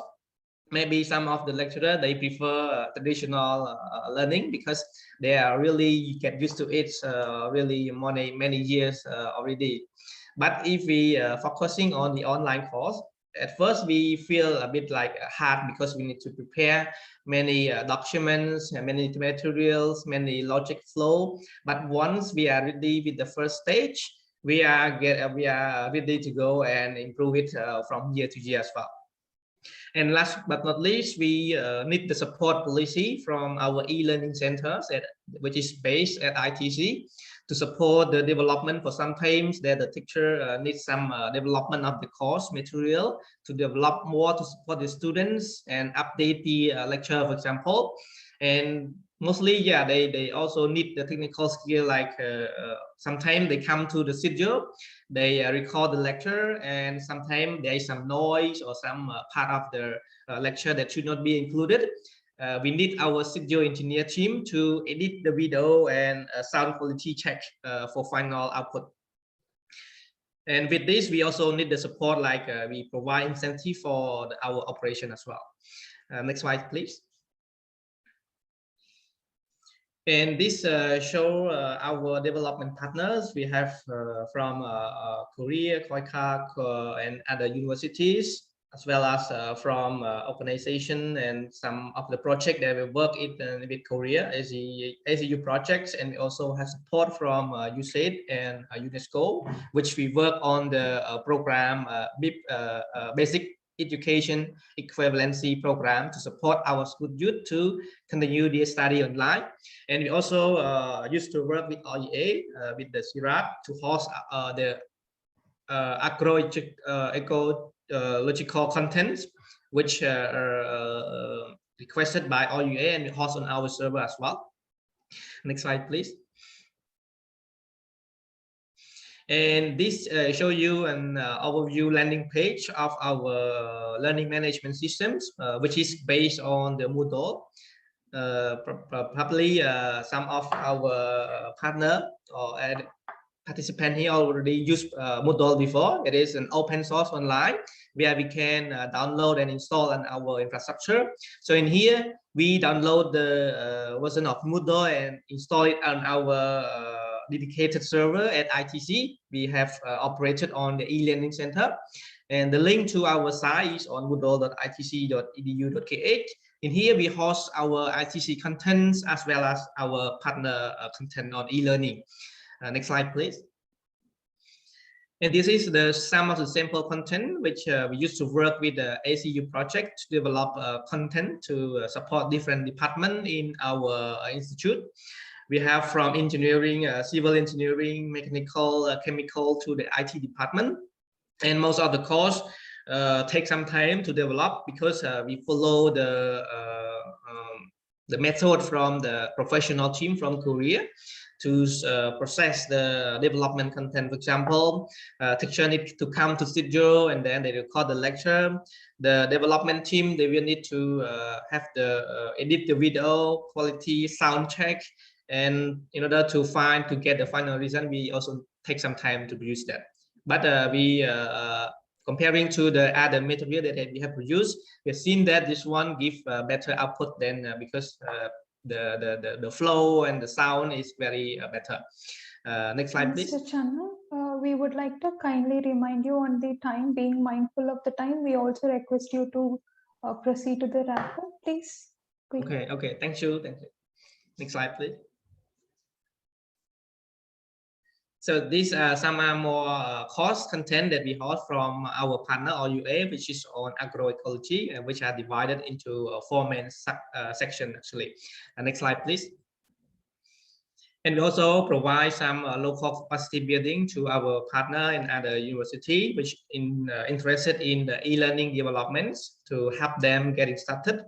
And in this case, for example, in 2019, we have 26 trainees from 14 institutions. Next slide, please. And apart from this, to gain more, to study the challenge, as well as to get experience and share to our partner, we also have the e-learning workshop and working group meeting to share our experience among our partner and also discuss our challenges such as infrastructure or human technical work. Next slide, please. And this about the UNESCO and MOI project working on the BIP Basic Education Equivalency Program. ITC support the development of the course, and the first launching of the center was in 2019 at ITC, and currently the project is going on the phase 2, which expand to all other provinces as well. Next slide, please. And for the BIP operation, we have online registration as well as the official registration, because at the pilot, we also accept some of the candidate to operate and find out the challenges and solve the problem as much as possible. And most of the courses are covering on the secondary school subjects, which allow the student to access it online. Next slide, please. And we also, during this COVID-19 pandemic, we also provide support to MOI to produce more e-learning contents to our students in the primary and preschool. We also provide the consultancy on the e-learning development based on our experience here. Next slide, please. So I think this is the last slide to talking about our current projects. We also work on a World Bank to convert all our courses, the remaining courses at ITC, to online, because it's very useful, because students can access to existing resource, and also the teacher can also have more time to work with the student as well as on the project, research project as well. And it also has STEAM Teacher Training Center. The project is from 2020 to 2022, which we work with EMCAS, a company in Korea, to develop the STEM, science, technology, engineering, and mathematics teacher training program to support our teacher in secondary school to work with STEM online, and also work with World Best Brand, WBS, to operate our training center as well. Next slide, please. Okay, I think that's it from my presentation. Thank you very much for your attention. And this is our contact and website to our center. Thank you. Thank you so much, Mr. Chanabao. It was really interesting to know about different e-learning initiatives from ITC. We would also really appreciate if you could put the link for the Moodle in the chat box so we could all access it. Thank you again. I now invite our third speaker on capacity building, Dr. Seng Wong. Dr. Seng Wong is a director of the Department of Agricultural Land Resources Management in the General Directorate of Agriculture, Agriculture of Ministry of Agriculture, Forestry and Fisheries of Cambodia. He will be presenting on strategic development plans on Bos Kanor Conservation Agriculture Service Center. Over to you, Dr. Seng Wong.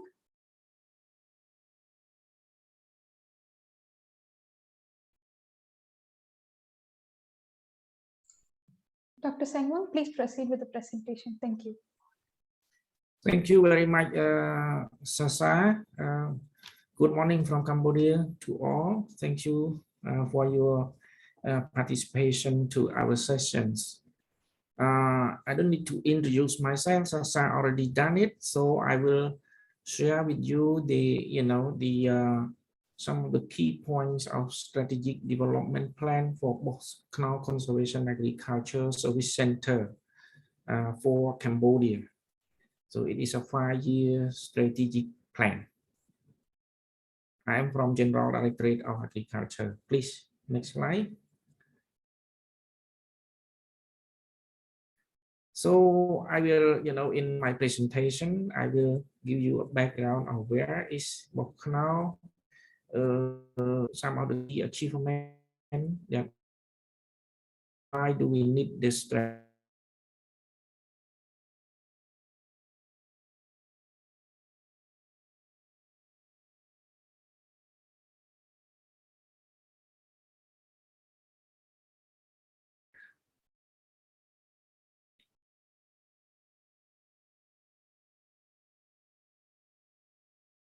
Next slide, please.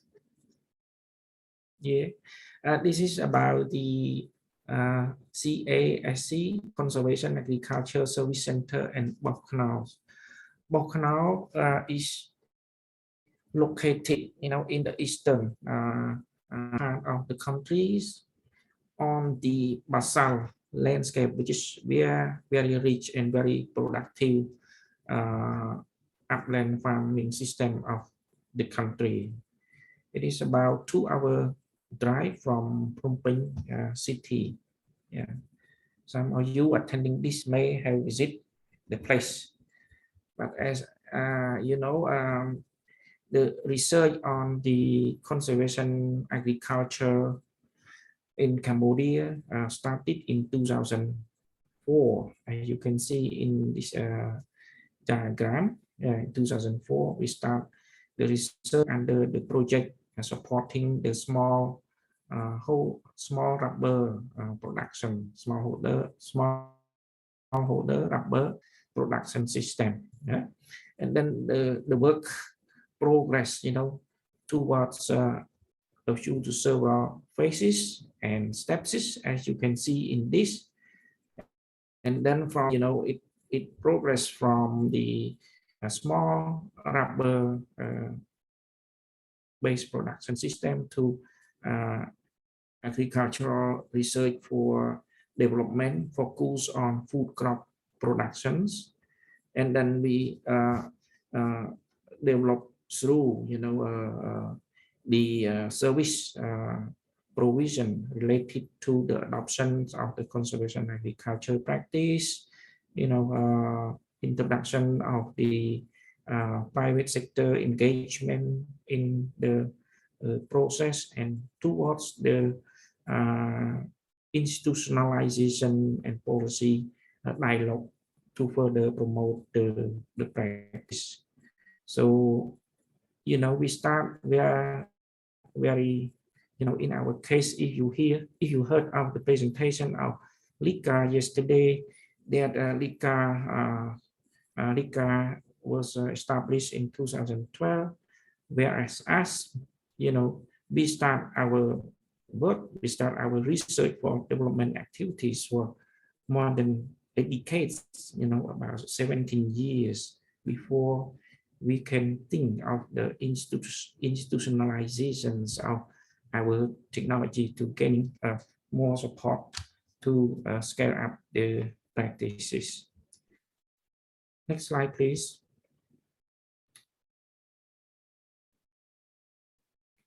This is what we did in the process of our research for development to develop adaptable management practices for different farming system.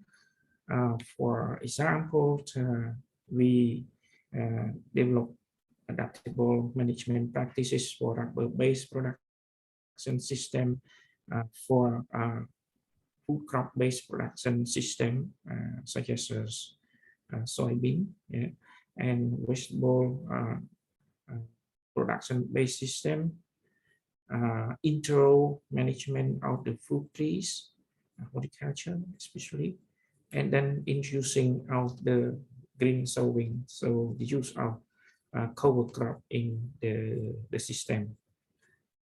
Next slide, please.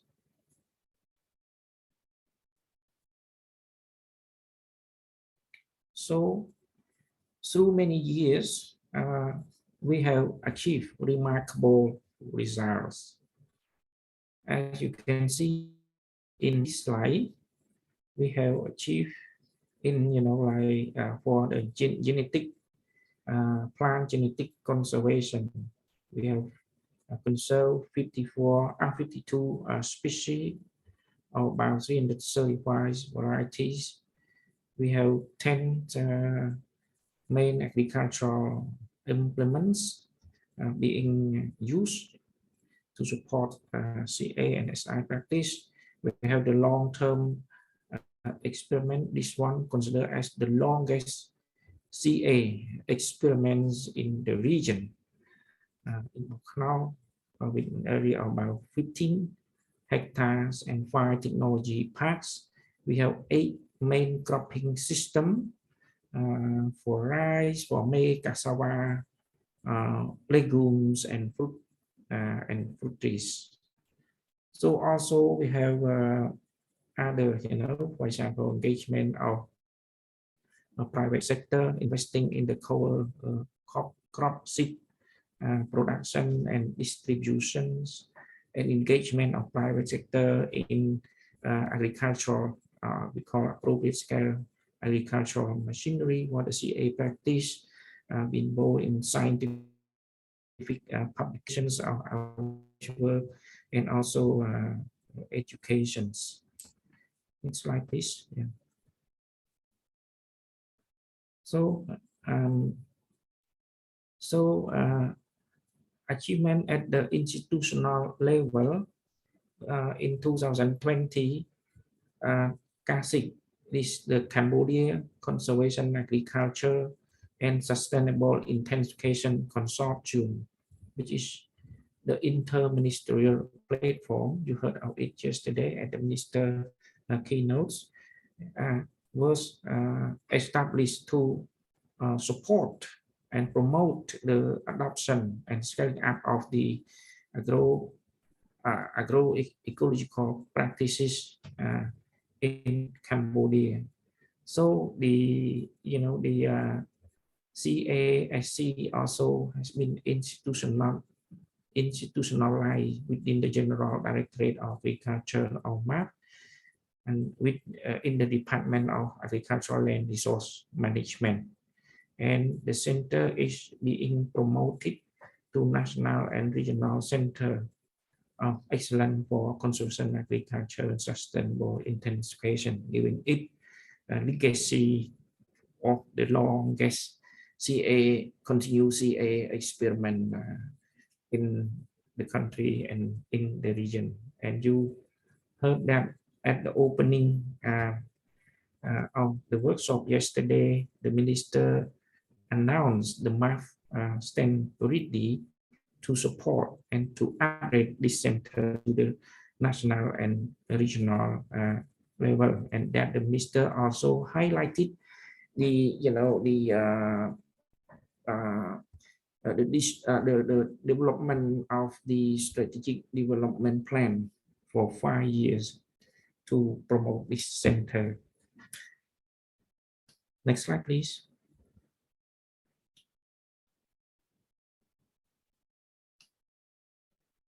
So, we need that to achieve our goal, our common goal in agroecology and safe food transition. We cannot work alone, so we must work together with supporters, with implementers, with many others partners. In order to work together, we must have a program activity that build based on the strategic work plan, and we need to have a clear roadmap to achieve the targets, and also indicative budget that can also help attract donor support, and of course with the partnership, as I mentioned, we need a partnership which is a key to achieve a common goal. That's why we need the strategic development plan. Next slide, please. So the vision of Boknal Strategic Development Plan is to become a leading national and regional center in promoting agricultural modernization, agroecological transition, and food security. It has the mission to conduct research and promote agroecological and sustainable intensification-based production system through plant genetic conservation, research for development, capacity building for farmers and all other stakeholders in order to increase agricultural productivity, resilient to climate change, livelihood of the farmers and the rural community. So the vision and the mission clearly stated. Yeah. So next, please. With the vision and mission, we have defined 4 strategic objectives. With objective number 1, to promote research for development on agroecological practices and design climate smart innovative farming system. 2, to strengthen research on plant genetic resource conservation to support agroecological land management transition. Number 3, strategic objective to strengthen agroecological skill development and to enhance knowledge transfer. Number 4 is about the institutional capacity building to improve research for development. Next slide, please. So these are our indicators to reach by 2026, okay, in 5 years' time. So we would like to see the land adopted CASI reach about 6,000 hectares and 3,000 household farmers adopting the CASI practices. And in relation to the commitment to increase soil organic carbon, so we target to achieve 55 tons of soil organic carbon stock in agricultural land. And then by 2026, we also have the center, the Conservation Agriculture Service Center of Boknal, officially recognized as the national and regional center for CASI. Next slide, please. Yeah. So this is the last slide after this. Yeah, this we also would like to share with you the key takeaways. Boknal has maintained its long-term continuous CA experiment that can well represent a regional context towards the ASI transition. So we have more than 17 years of research and development work, and it's still ongoing. So strategic development plan is an important roadmap toward achieving the CASI transition at a greater scale, at national and at regional scale. And I'd like to mention that partnership is key to success. So this must be a government support, strong government support, donor support, private sector, research, education institution, and NGO. And yes, of course, a strong government support is the key to also endure our partnership. And with that, and for the next slide, and for the last slide, we would like to thank you everyone for your attentions. And this picture in the last slide is the signing ceremony, the partnership signing ceremony between Swiss Contact, ASEAN, and the General Directorate of Agriculture to develop the strategic development plan for Bokno for 5 years. Thank you very much. Back to you, Sasa. Thank you so much, Dr. Sangwon, on a wonderful presentation and highlighting the activities. We have a question for you from Ms. Doina. I would like to read it for you. On what type of mechanisms is the practice based on, and what are the necessary key elements that you noticed for the sustainability of such practice? Okay, this to me, right? Yeah. Yeah. Yeah. Okay. Thank you. Thank you for the question. This is very good questions. So we, we based on where you hear the word conservation agriculture. Yeah. Some, some. I mean, there could be a pro and cons about this word, but for us, we stand on the 3 principles, but we are not very extreme or not flexible, So based on the principle of not disturbing the soil or the land, based on the principle of using the green cover without using pesticide or chemical, to kill the cover crops. So, and then we also the crop based rotation that a diversity of crop and also under different farming system that we have designed, like in my presentation of the some of the slides. And for the framework of sustainability, of course, like I mentioned that triple P, public-private partnership is the key to continue our success to scale up. And in the case of Cambodia, we have a very strong support from the government, from the government, especially the Ministry of Agriculture, Forestry and Fishery, the General Directorate of Agriculture, and the very strong support and cooperation with many others partners, for example, the private sector, the NGO, the also other departments within the MAF. So, and of course, we work with also have the donor support is also very strong, for us.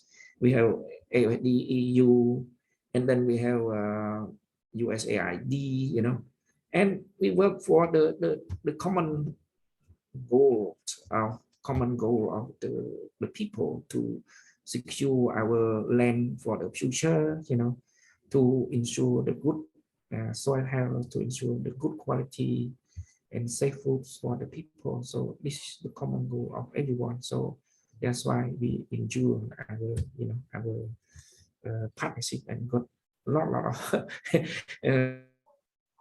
I did not, because of the time, I did not show the slide of partnership with many partners.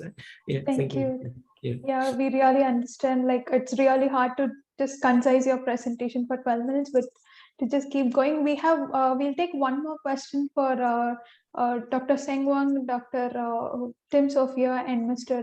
Chanabo. So I just have one question directed to any 3 of you could answer this question. So is there any roadmap or plan in Cambodia for the establishment of a master's specialty on agroecology? Okay, that is a great question. This is, this is under, we are now implementing the asset asset project, agroecology and safe food system transition for Southeast Asia. So under this program, we discussing also the development of the policy to support the transition, discuss the development of the roadmap, July, for the transition as well. So yeah, this is well considered in our discussion of the project implementation. Thank you. Yeah. Thank you so much, Dr. Sangwan. Mr. Tim Sophia, would you like to add any points to that? Actually, I don't have much to add. It just as Dr. Sangwan has just mentioned, and just so far we do not have a specific roadmap and something we need to develop. And actually, we have just the level of courses related to agroecology. Yeah. Thank you. Sure, thank you. Thank you so much. I think we also have a few more questions for Dr. Sangwan and ITC and Mr. Tim Sophia on the chat. We would be really glad if you could answer those questions in the chat while we move on to our next session for today. Thank you so much again for all the three presenters on this academic initiative. It is really insightful, and thank you again. So with that, we will now move on to our final part of the session on knowledge sharing, need for data management, and opportunity to go further in knowledge production. I invite Dr. Albrecht, Head of Sustainable Land Systems Impact Area Center for Development and Environment, CDE, University of Bern, Switzerland, to present on OCAT tool. Dr. Albrecht, the floor is yours. Thank you very much, Sasi. Good morning to everyone, and thank you for giving me the opportunity to present the global VOCAT network here in this workshop. My name is Albrecht Edensberger. I'm working for the Center for Development and Environment at the University of Bern in Switzerland, but I'm presently stationed in the Lao PDR. I must maybe add that I'm representing one of the consortium partners of the VOCAT. I'm not closely involved in actual daily activities of VOCAT, but because of the time difference, I'm taking over from Nicole Harari, who is the main coordinator and who would normally have made the presentation here in my place. Next, please. So my presentation is divided into two main parts. In the first one, I will just quickly tell you what VOCAT is all about. And in the second part, I will highlight a few of the services, of the many services of the VOCAT network. While doing so, I would like to acknowledge the fact the presentation of Tim in the previous session, as well as the one of Tatenda that you will be able to enjoy in the afternoon. And as both are closely related to VOCAT, I will not focus in my presentation on capacity building and the development of tools. Next, please. So what is VOCAT? The VOCAT is the world overview of conservation approaches and technologies, and it is a global network that was established in 1992. It supports the compilation, documentation, evaluation, sharing, dissemination, and application of knowledge on sustainable land management, or SLM. And in 2014, VOCAT was officially recognized by the UNCCD as the primary recommended global database for best SLM practices. So as mentioned, VOCAT is a global network. It is run by a consortium of 7 partners whose logos you can see here on the right. And currently its core activities are funded by the Swiss and the German Development Cooperation. Next, please. So the specificity of VOCAT is maybe that it is not simply a project, it is an initiative, a long-term initiative. So over the last 30 years, VOCAT has been able to develop a set of standardized tools and methods for SLM knowledge management and decision support. And these tools and methods are currently used in over 50 countries worldwide. VOCAT builds on 4 pillars. The first one, as it is a network, is of course its function as a global network. The second one is the access to a database or a global repository of data on sustainable land management. The third one is capacity building at different levels. And the fourth one is the development of various tools for the identification of SLM-related issues or solutions. Next, please.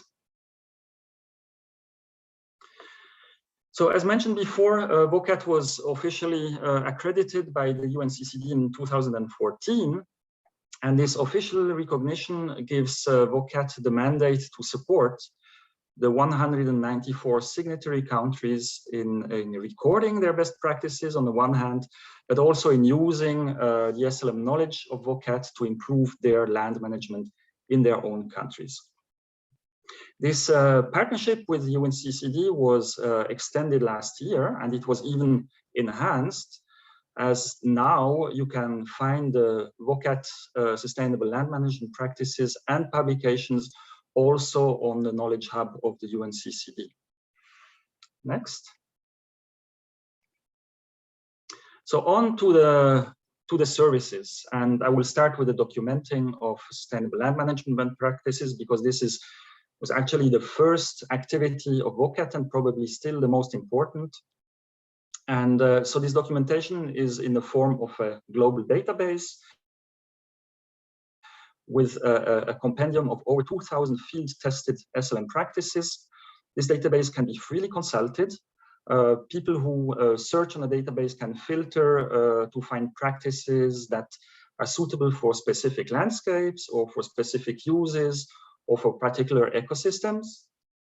And on top of downloading information on such practices, users can also share learning that they have done, for example, in projects or in the implementation of certain of these practices by uploading that information into the database. And once you upload information on the practice in the VOCAT database, it is available worldwide. So the database can also be linked to other platforms through an API in order to filter certain practices or to compare them with the contents of these other platforms. On the right side, you can see the portal on the VOCAT website. This is how it looks like when you access the database, and then you can key in your search terms and you will be given a list of practices. On the two maps below, you can see the visitors and the practices that are being uploaded into the database, and you can see that the Southeast Asian region is quite well represented, both in terms of database visitors and also in terms of uploads of practices into that database. Next. So if you go into this database and you search for a particular practice, what you're most likely to download is a policy, a 4-pager PDF that looks like this. This PDF will give you information on the first page about what the practice is about and how it is being implemented. On the second page, you will be given information on technical specifications and cost implications, both at establishment and at maintenance level. On the third page, you will have some information on the types of contexts in which this practice is suitable. And on the fourth page, you are given a short evaluation of the impacts and benefits of the practice. So each of the more than 2,000 practices in the database is recorded in exactly the same manner.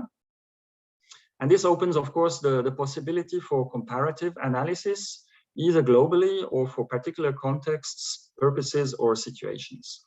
So this is one of the strengths of this database. It is the comparability of all these practices. Next.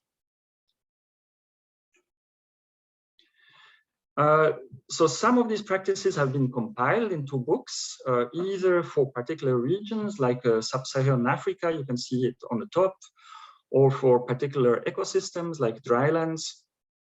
And in certain countries, compilations of practices have been done as well.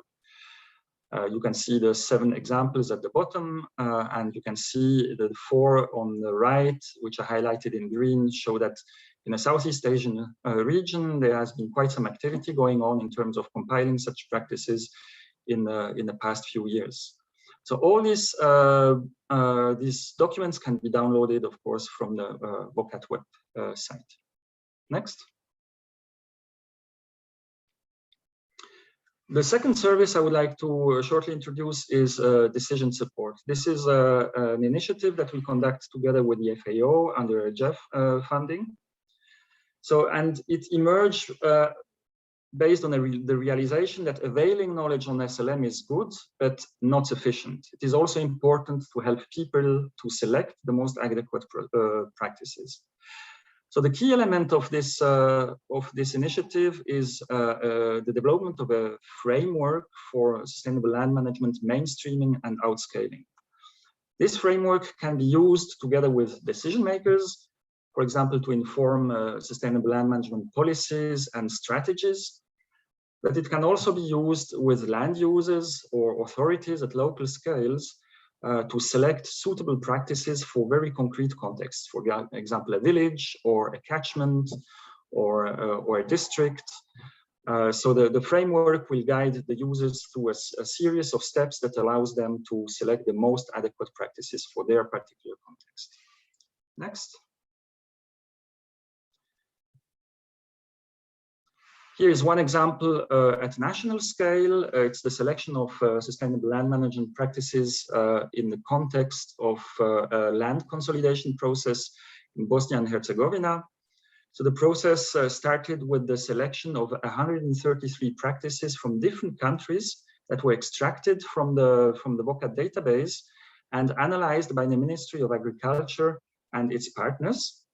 And based on this analysis, 18 practices were retained, and they were tested in demonstration sites.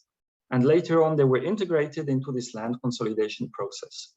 So this is really a very practical example on how the VOCAT tools, and especially the database, can be used together with the decision support tools to come up with an informed selection of possible practices in a particular context. Next. The third service I would like to talk about is the mapping of problems and of progress with the example of land degradation. VOCAT came up with a tool for the mapping of land degradation, which includes also a questionnaire that can be administered in order to identify land degradation processes in a certain place. The example here is in Ecuador, where by using this tool, the stakeholders involved assessed the degree of land degradation in different places and the impact of this land degradation on ecosystem services, as well as the causes underlying the land degradation. Next. So based on that, so the outputs of this assessment can then be used to, for example, to define national land degradation neutrality targets, or to select areas for different types of intervention. The tool is user-friendly and it allows to monitor the progress, and it supports also the reporting of this progress to the UNCCD. Some of the key functionalities of the tools are the visualization and comparison of maps, statistics, charts and tables at different scales, multi-criteria analysis, land cover transition analysis, and participatory mapping. Next. So my takeaway messages are the following. I think one can really say that VOCAT is a one-stop shop for tailored solutions on sustainable land management. If SLM is your topic or your concern, I really strongly advise that you visit the website and see what is available that could be used in your context or for your specific needs. The second thing is that, as I mentioned before, VOCAT offers long-term engagement. We are not a project, we are a network, and we are there to stay. So we are really keen on entering into long-term partnerships with different types of institutions. The third one is that through our accreditation by the UNCCD, VOCAT is able to contribute to global debates and to facilitate the sharing of knowledge and experiences on sustainable land management at the global scale. In terms of more specific opportunities in the Southeast Asian region, I would like to mention the fact that there are several national and regional VOCAT initiatives. They have names such as HIMCAT, LAOCAT, PhilCat, so this is the Himalaya region VOCAT, the Lao PDR VOCAT, and the Philippines VOCAT. Each one of them has their dedicated websites and contact people, which can all be found on the main website of VOCAT. So I strongly invite you to go and see there if you find interesting contacts and information on one of the countries of the region or one of the sub-regions. And the second element I would like to conclude on is that we have started working with the African Forum for Agricultural Advisory Services, the AAS, and we think there would be quite some potential for a similar collaboration with advisory networks in the region, such as the Asia-Pacific Islands Rural Advisory Services, or the Mekong Extension Learning Alliance, or the Rural Advisory Services of Southeast Asia. So we see this as one of the potential new collaborations in the region that would be quite interesting for us, and hopefully also for the potential partners. Next one. Next slide, please. So I wish to thank you very much for your attention, and just point to the fact that tomorrow at 9 Universal Time, there will be the COP26 of the UNFCCC,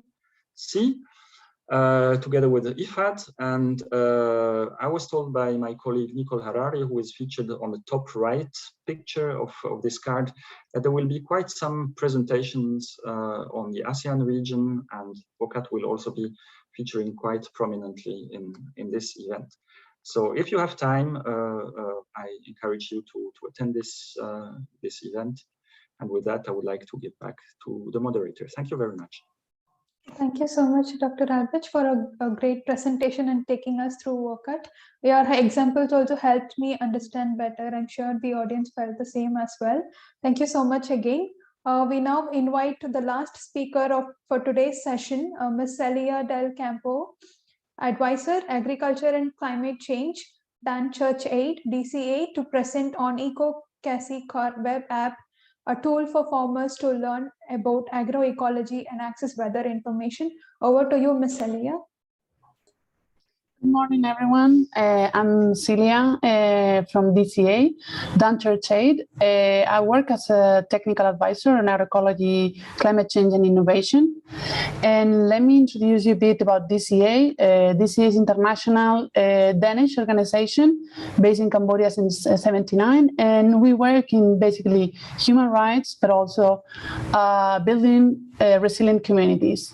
In the presentation of today, I'm going to speak about a web app that we have designed that is called EcoCasiCar, which is a tool for farmers to learn about agroecology and access weather information. Please, next. I will introduce a bit the app, then I will explain how to download the app. I hope by the end of the session, all of you have the app in your smartphone.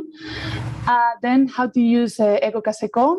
I will also share some insights about the digital marketing strategy that we are implementing currently, and the learnings and the way forward of the project. Next slide, please. So what is EcoCasiCar? EcoCasiCar is the main component of a project called Agile, Agricultural Information for Livelihood Enhancement, which is funded by Danida. And it has been since 2018 till 2021. In this process, first we developed a mobile app. It was a test that was called Smart Farming App. And that was mainly focused on providing automatic recommendations on a smart farming practices to farmers. And then we did a survey to understand a bit better what was the feedback of the users. And based on this feedback, we completely redesigned the app, and we created a new app that is called Eco Farmer app, web app, which is basically a hub for agroecological practices, and also provides small-scale farmers with access to weather information. We believe that it's a key resource to support civil society, private sector, and government's technical staff on capacity development activities. It is also a digital library that is easy to adapt, is dynamic, and it has a design that is engaging for the targeted users. The main features that includes video tutorials that are created by farmers for farmers to ensure that the content really responds to their real needs. Please, next. Okay, so how to download the EcoCaseco? So the first thing is the easiest way to do it is use your browser, for example, Google Chrome. You type www.ecocaseco.com in the browser, and then you will find the 3 dots on the upper side. If you click on these 3 dots, then you will have a menu. You can either click on install the app, or you can directly add EcoCaseco to your home screen, and that's all. You will see the app in a few seconds install in your smartphone, and then you can set what is your preferred language. Since this app is for the Cambodian context, we are using the app in Khmer, but you can also change it to English. So that will be the main process to download the app. Please, next. How to use the EcoCaseco. So the main function of the app is this info hub, where we store agroecology multimedia learning materials that are organized in 9 different categories. So you can find content about, for example, farm design, soil conservation, crop and animal protection, animal and plant guides. So it's about how to grow specific crops or how to raise specific animals. Then we have circular and solidarity economy, human and social values, responsible governance, culture and food traditions, co-creation and sharing of knowledge. So as you can see, we have a menu that is trying to reflect the holistic perspective of agroecology, including different kind of categories. For example, if you click on soil conservation, you will have display a submenu where you can choose your learning path. So, for example, if you want to learn about how to add organic matter in the soil, then you can click on that, and then you will have another menu where there are different specific techniques, like, for example, compost making, and then there will be a video displaying. Please, next.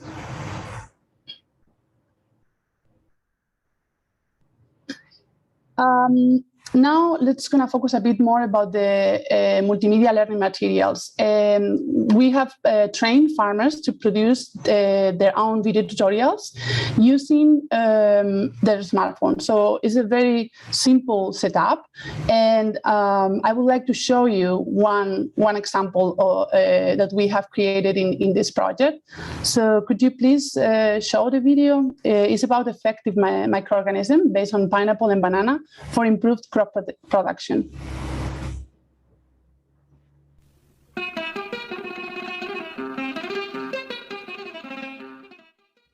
សួរខ្ញុំបាទឈ្មោះសានសំណាងរស់នៅភូមិត្រពាំងថ្នល់ឃុំកន្ទ្រាំងស្រុកប្រាសាទបាគងខេត្តសៀមរាបថ្ងៃនេះខ្ញុំមានវីដេអូខ្លីមួយស្ដីពីការធ្វើអរម៉ូនធម្មជាតិពីផ្លែចេកនិងផ្លែម្នាស់បាទគោលបំណងនៅក្នុងការធ្វើវីដេអូនេះគឺដើម្បីឲ្យកសិករកាត់បន្ថយចំណាយបាទទទួលបានទិន្នផលខ្ពស់សុវត្ថិភាពតម្រូវការទីផ្សារនិងលក់បាននៅតម្លៃសមរម្យវិធីសាស្ត្រនៅក្នុងការធ្វើហើយនឹងសម្ភារៈដែលយើងត្រូវយកមកផលិតហ្នឹងគឺយើងមានពីដុំមួយចំណុះ5លីត្របាទចានដែកតូចល្មមបាទហើយចេកចំនួន3គីឡូហើយស្កររងូបាទចំនួនកន្លះគីឡូបាទហើយនឹងផ្លែម្នាស់មួយបាទអញ្ចឹងវិធីសាស្ត្រក្នុងការធ្វើគឺងាយស្រួលបំផុតបាទដោយគ្រាន់តែយើងបកចេកហ្នឹងបាទរួចហើយយើងចិតសម្បកម្នាស់ចេញឲ្យស្អាតបាទរួចហើយយើងច្បាច់ចេកហ្នឹងហើយនឹងចិតម្នាស់ឲ្យល្អិតបាទតូចហើយឬក៏បើយើងអាចមានជារបស់សម្រាប់កិនបំបែកដូចជាម៉ាស៊ីនត្រឡុកហ្នឹងគឺយើងអាចដាក់ត្រឡុកវាឲ្យម៉ត់មករួចហើយយើងដាក់ចូលនៅក្នុងចានដែកតូចល្មមហ្នឹងបាទ បាទបន្ទាប់ពីយើងលាយល្បាយចេកនឹងឲ្យសព្វចេកម្នាស់ស្ករនឹងសព្វចូលគ្នាហើយយើងយកទៅដាក់ចូលនៅក្នុងកូនកឡដែលយើងបានត្រៀមទុកហ្នឹងបាទហើយយើងមូលគម្របវាឲ្យជិតបាទហើយយើងទុករយៈពេល15ថ្ងៃគឺជាការស្រេចចំណែកឯរបៀបប្រើគឺយើងគ្រាន់តែយកជីបាទតែយើងធ្វើហើយហ្នឹងគឺចំនួន 25cc លាយទៅនឹងទឹកបាទចំណុះ20លីត្រហើយយើងប្រើបាញ់នៅលើស្លឹកដំណាំរៀងរាល់2ដងក្នុងមួយសប្តាហ៍បាទហើយបន្ទាប់ពីយើងបាញ់គឺយើងត្រូវជ្រើសរើសពេលវេលាបាទតែពេលវេលាគឺយើងអាចជ្រើសរើសម៉ោង4ម៉ោង5បាទរសៀលបាទនៅពេលមេឃជាគួរសង្កត់ផងដែរថាការធ្វើមីជីធម្មជាតិនេះគឺក្នុងមានភាពងាយស្រួលដែលឲ្យកសិករយើងមកអាចស្វែងរកនៅវត្ថុធាតុទាំងអស់ហ្នឹងគឺនៅក្នុងផ្ទះស្រាប់បាទឬក៏យើងអាចទិញពីផ្សារមកគឺក្នុងតម្លៃថោកមែនទែនបាទហើយមួយវិញទៀតកសិករអាចកាត់បន្ថយថ្លៃដើមផលិតបាទបង្កើនប្រាក់ចំណូលបាទហើយនឹងមិនមានប៉ះពាល់ដល់បរិស្ថាននៅជុំវិញខ្លួនបាទហើយមួយទៀតនោះគឺរក្សាបាននៅគុណភាពដីបាទដែលធ្វើឲ្យដំណាំនឹងលូតលាស់បានល្អបាទហើយមិនប៉ះពាល់ដល់សុខភាពអ្នកហូបហើយនិងអ្នកដាំផងដែរបាទសូមអរគុណច្រើនចំពោះការទស្សនាវីដេអូខ្លីរបស់ខ្ញុំបាទហើយសូមជួបគ្នានៅវីដេអូក្រោយៗទៀតបាទសូមជម្រាបលា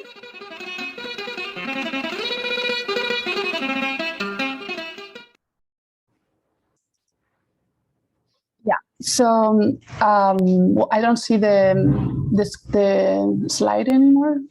Okay, thank you.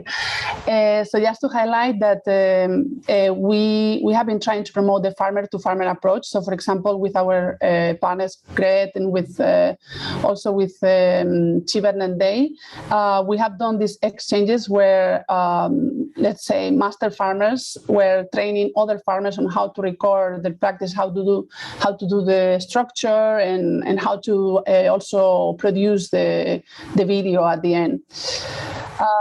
Please, next. So in 2020, we created 20 different videos. As you see in the pictures, it was like a very easy setup. And during the 2021, we are going to finalize 10 videos by the end of this year, more that we will add to the app. Please, next. Another feature that we have is, aside from the info hub, is the weather forecast. It's up to 10 days. It is a GPS position, and we work with a weather forecast provider that is Comunidad SL, and they provide a high accurate weather forecast. Next, please. One more feature that I would like to share with you is the early warning system 2094, which is a national early warning system in Cambodia. It's a national system to warn people in advance of natural hazards occurring in their commune. So through this app, farmers can also register in the system, and in case of an event, they will receive a voice message and with the instructions to evacuate. Please, next. Regarding the digital marketing and promotional level, and especially because of the case of COVID, we have put a lot more resources on this, and we have implemented a campaign since September to this year through Agroecology Facebook page and a YouTube channel, and we have done different posts, different videos, and we are actually currently producing a video a promotional video with talents, and we expect that by the end of the year we will be achieving the KPIs that we have set. So if you can please go to the next slide. What are 5 key learnings of this experience? The first one, and I think is the most important one, is farmers prefer to make their own informed decisions rather than having automatically generated recommendations from the app. This is one of the first learning that we had, thanks to the feedback study that we carried out. The second one is that we have observed that by supporting farmers to produce videos on agroecological practices, we reinforce their empowerment, and that motivates other farmers to apply new techniques in their farm. Regarding technologies, we see that now it's very trendy, it's populating a lot, all these apps. And one thing that we have learned is that it's important to invest and engage with experts in new technologies and identify what is the best tech solution that you need to solve the problem that you have, and consider all options, not only like typical, let's say, native apps, but also social media, existing digital platforms. Sometimes you don't need to create an app to have an impact or to solve your problems. And for example, in our case, we have seen that there are more advantages on creating a web app rather than a native app for the context of Cambodia, because it's cheaper and easier to modify. For farmers, it's easier to download because they don't need to have a Gmail account. And you can also, for example, use the web app for training, so you can display it in a laptop with a projector. So you can double the uses and the functions of the web app. And the fifth learning is the digital marketing has the potential to increase the number of users at a relatively low cost. As an example, during the course of the first month of the campaign in September, the Facebook page grown to 1,438 followers, and the video content led to a quite big number of unique users into the website, so more than 24,000. And then with Google Analytics and Facebook Pixel, you can quantify beneficiaries quite easily. So that's also interesting for project monitoring. Please, next. Regarding the way forwards, by the end of 2022, we expect 2021. Sorry, that's a mistake. We expect to have reached 100,000 views through digital marketing campaign. We will continue using this app as a supportive tool to develop farmers' capacity on agroecology and mainstream it through existing and future projects as a resource for us and for the local partners we work with. And the next would be like encouraging and supporting DCA local partners to continue producing video tutorials and provide training for farmers on the use of the app through the NIDA frame and cross-cutting funds. Continue fundraising to promote the app online and offline. Engage also with relevant actors and platforms that are also interested in adopting the app and creating more content and promotion. And it would be also interesting to continue carrying out more studies on the users' feedback and also other models of ownership that can encourage or enhance direct participation from users. Next. And that's all. Thank you very much. Thank you so much, Ms. Celia, for a great presentation. Like you said, even I'm now interested to download the app for me. And I also like the fact that we also have subtitles. So even if the farmers are recording in a different language, we could really make use of the subtitle to get to know what they are telling about. Thank you so much again for this great presentation. With that, we now come to end of all the presentations from our speakers. I really thank all the speakers again for such wonderful and interesting presentations. Participants, if you have any questions, please feel free to post them in the Q&A box.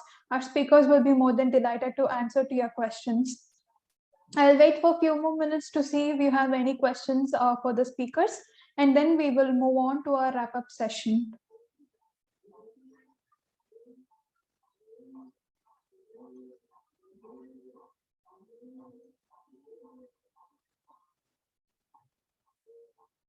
Yeah, so we have a question to Celia. It would be great to learn about the use of, yeah, we also have a question. What is the business model to sustain the running of the model and foreseen delivery mechanism to last mile?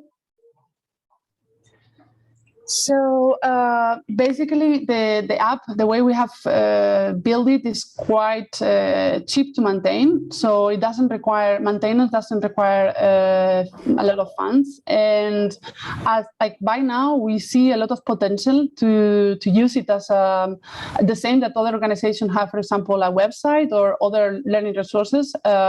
This year, we have adopted this position to use the app as a learning resources by now, and then exploring other business model for the app in the future. But since we want to ensure that farmers can access for free to the app, I think by now we are more interested in keeping this this app as a resource, and then we will explore other ways in the future. And regarding also there was a question on the use offline of the app. We have seen that, for example, in the case of Cambodia, the internet connection in rural areas is improving really fast, exponentially in the last 5 years, and is more and more easier to have good connection in the field. And we have included like a warning message for users when they are gonna open a video. We kind of like say that they are gonna have some consumption of data just in case they don't want to, or they need the data for other more important things. But we think it has application in rural areas in the context of Cambodia at the moment. Of course, it can be improved, but I think it's not as difficult as it was before. Also, the videos are quite short, so I think it's quite easy. Yeah. Thank you so much, Celia. I would like you to answer one more question from Pierre, FAO. So is there any resources dedicated to livestock breeding in the app? We only have, at the moment, we only have one video or two videos, I think, on chicken, specifically on poultry. But we still don't have a lot of content on animal in general. But it would be, yeah, it would be very interesting to be open to include more topics. Not all the categories have videos yet. I think it's a long process still. Thank you so much for your answers. And for the participants, you can also see about upcoming events that FAO is organizing in the chat box. So with that, I now request all our speakers to quickly turn on your video for a quick photo session, and then we will move on to our wrap-up.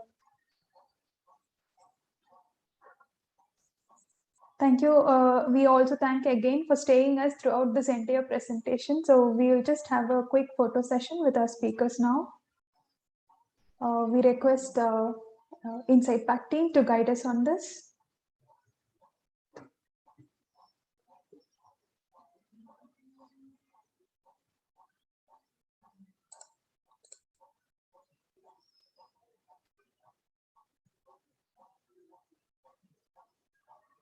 So Ela, Alex, do we have the photos?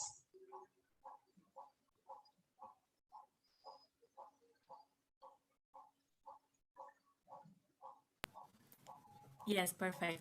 I'm going to ask you, please, if you can turn on your cameras. And when I say 1, 2, 3, I'm going to take the picture. So we can say agroecology if you want. 1, 2, and 3. Perfect. Thank you so much. We can continue. Thanks. Thank you so much, Ina, for the guidance. We'll move on to our wrap-up session. We'll try to summarize. We have so many ideas and different practical tools from today's speakers. So now we'll just move on to wrap up to summarize what we have seen in this session. This session, I'll be giving you the summary, and we have my colleague Lucy, who will be presenting to you the concluding remarks and vote of thanks.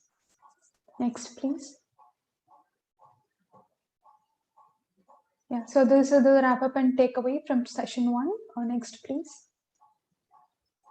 So first, we had 3 different parts. One is on research and development. The other is capacity building and the knowledge sharing. So on research and development, we had two speakers. So they highlighted on strengthening enabling environment for community-driven agroecological transitions.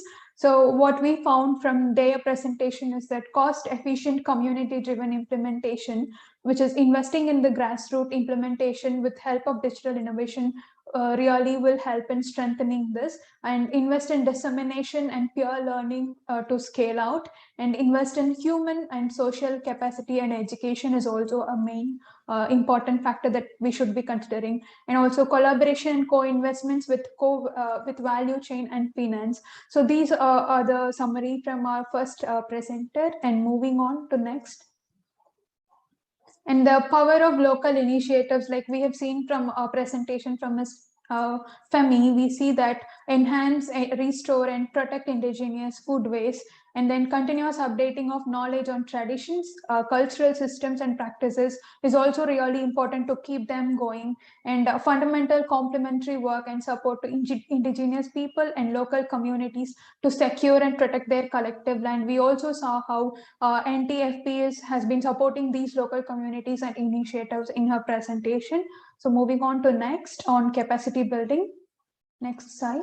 Yeah, so we had 3 presentations from academicians, and their innovative waves on how they have been implementing this e-learning and how they have been switching to online system of teaching. So from that, what we saw from transdisciplinary learning and teaching for agroecology sustainable development program is that education for sustainable development approaches need to be included in higher education. And we also saw some interactive questions on how we could include agroecology as a part of master's specialization.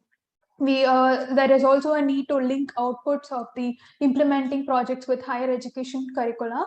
A broad range of competencies need to be built, and the topic we have also seen what are the different topics under which they have framed the chapters. And the next. So on targeting wide audience, we have seen 2 different presentations on Boskenor Conservation Agricultural Service Center and e-learning initiatives in Cambodia. So from the first presentation, we saw that Boskenor Conservation Agriculture Service maintained its term continued for over 17 years, and they really found that the partnership is a key to success. The partnership between government, donors, private sector, research and education institutions, and NGOs. And in ITC, we have seen different methods on how they use e-learning and what kind of resources they have for the students and the public. And we also saw they work with ESCAP to develop STEM teacher training online materials. So we also acknowledge that we are in development of e-learning course under this ASEAN project with the help of ITC. We will now next.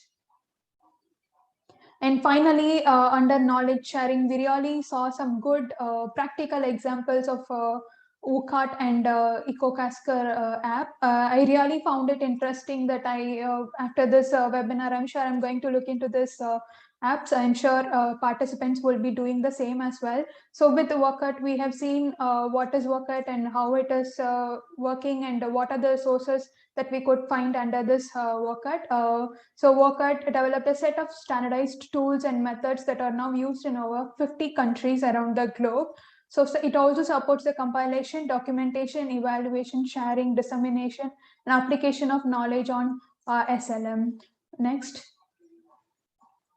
Finally, on the EcoCasker web app, it is a farmer-friendly app to make their own videos, and they could record it and then upload it even without their Gmail account. And they really had, they are expecting like 100,000 views by the end of this year. And we wish all these great success. And I thank once again for the speakers. With that wrap up, I would now like to invite my colleague, Ms. Rusi Renaud, General Coordinator of ASEAN Project, to provide a vote of thanks and concluding remarks. Thank you so much, audience. Thank you so much. Thank you, Sassi. I will be short. I would like to warmly thank all of our great speakers for this session today, to share all this very rich and diversity of experience that help also to build collectively a recommendation for the future of how to support and accelerate agroecology transition in the region. I would like also to thank all the participants for their contribution, questions, and sharing comments and thoughts. At some point during the session, we were 70 people, 70 participants to the session. Thanks also to the organization team from ESCAP, FAO, assets, of course, asset project, and all the partners and IT team. Before two additional information before we end our session, we'd like to remind again about this upcoming regional workshop that Pierre Ferrand in the chat mentioned, that will be organized on 8 and 9 December to go further to deepen this topic of engaging with academia and research institute to support family farmers and food system transition. It will be organized online by FAO, UNESCO, asset partners, Circa and Alpha. So if you want, if you're interested by this upcoming workshop, we kindly, you can reach out to Pierre Ferrand. And finally, I would like to point out that the workshop is not ended. We have this afternoon session with two parallel topics. The first one will be on climate actions, monitoring and finance. And the second parallel session is on policy, dialogue and processes. So we encourage you to come to join us again at 1 p.m. Bangkok time to join those afternoon session. I think in the chat, yes, in the chat you have the Zoom link that you can select which session you want to participate. So we are looking forward to see you this afternoon at 1 p.m. Thank you very much for your participation this morning. Thank you, Lucy. Thank you, Sasi. Thank you. Yeah. Thank you. Yeah. Thank you.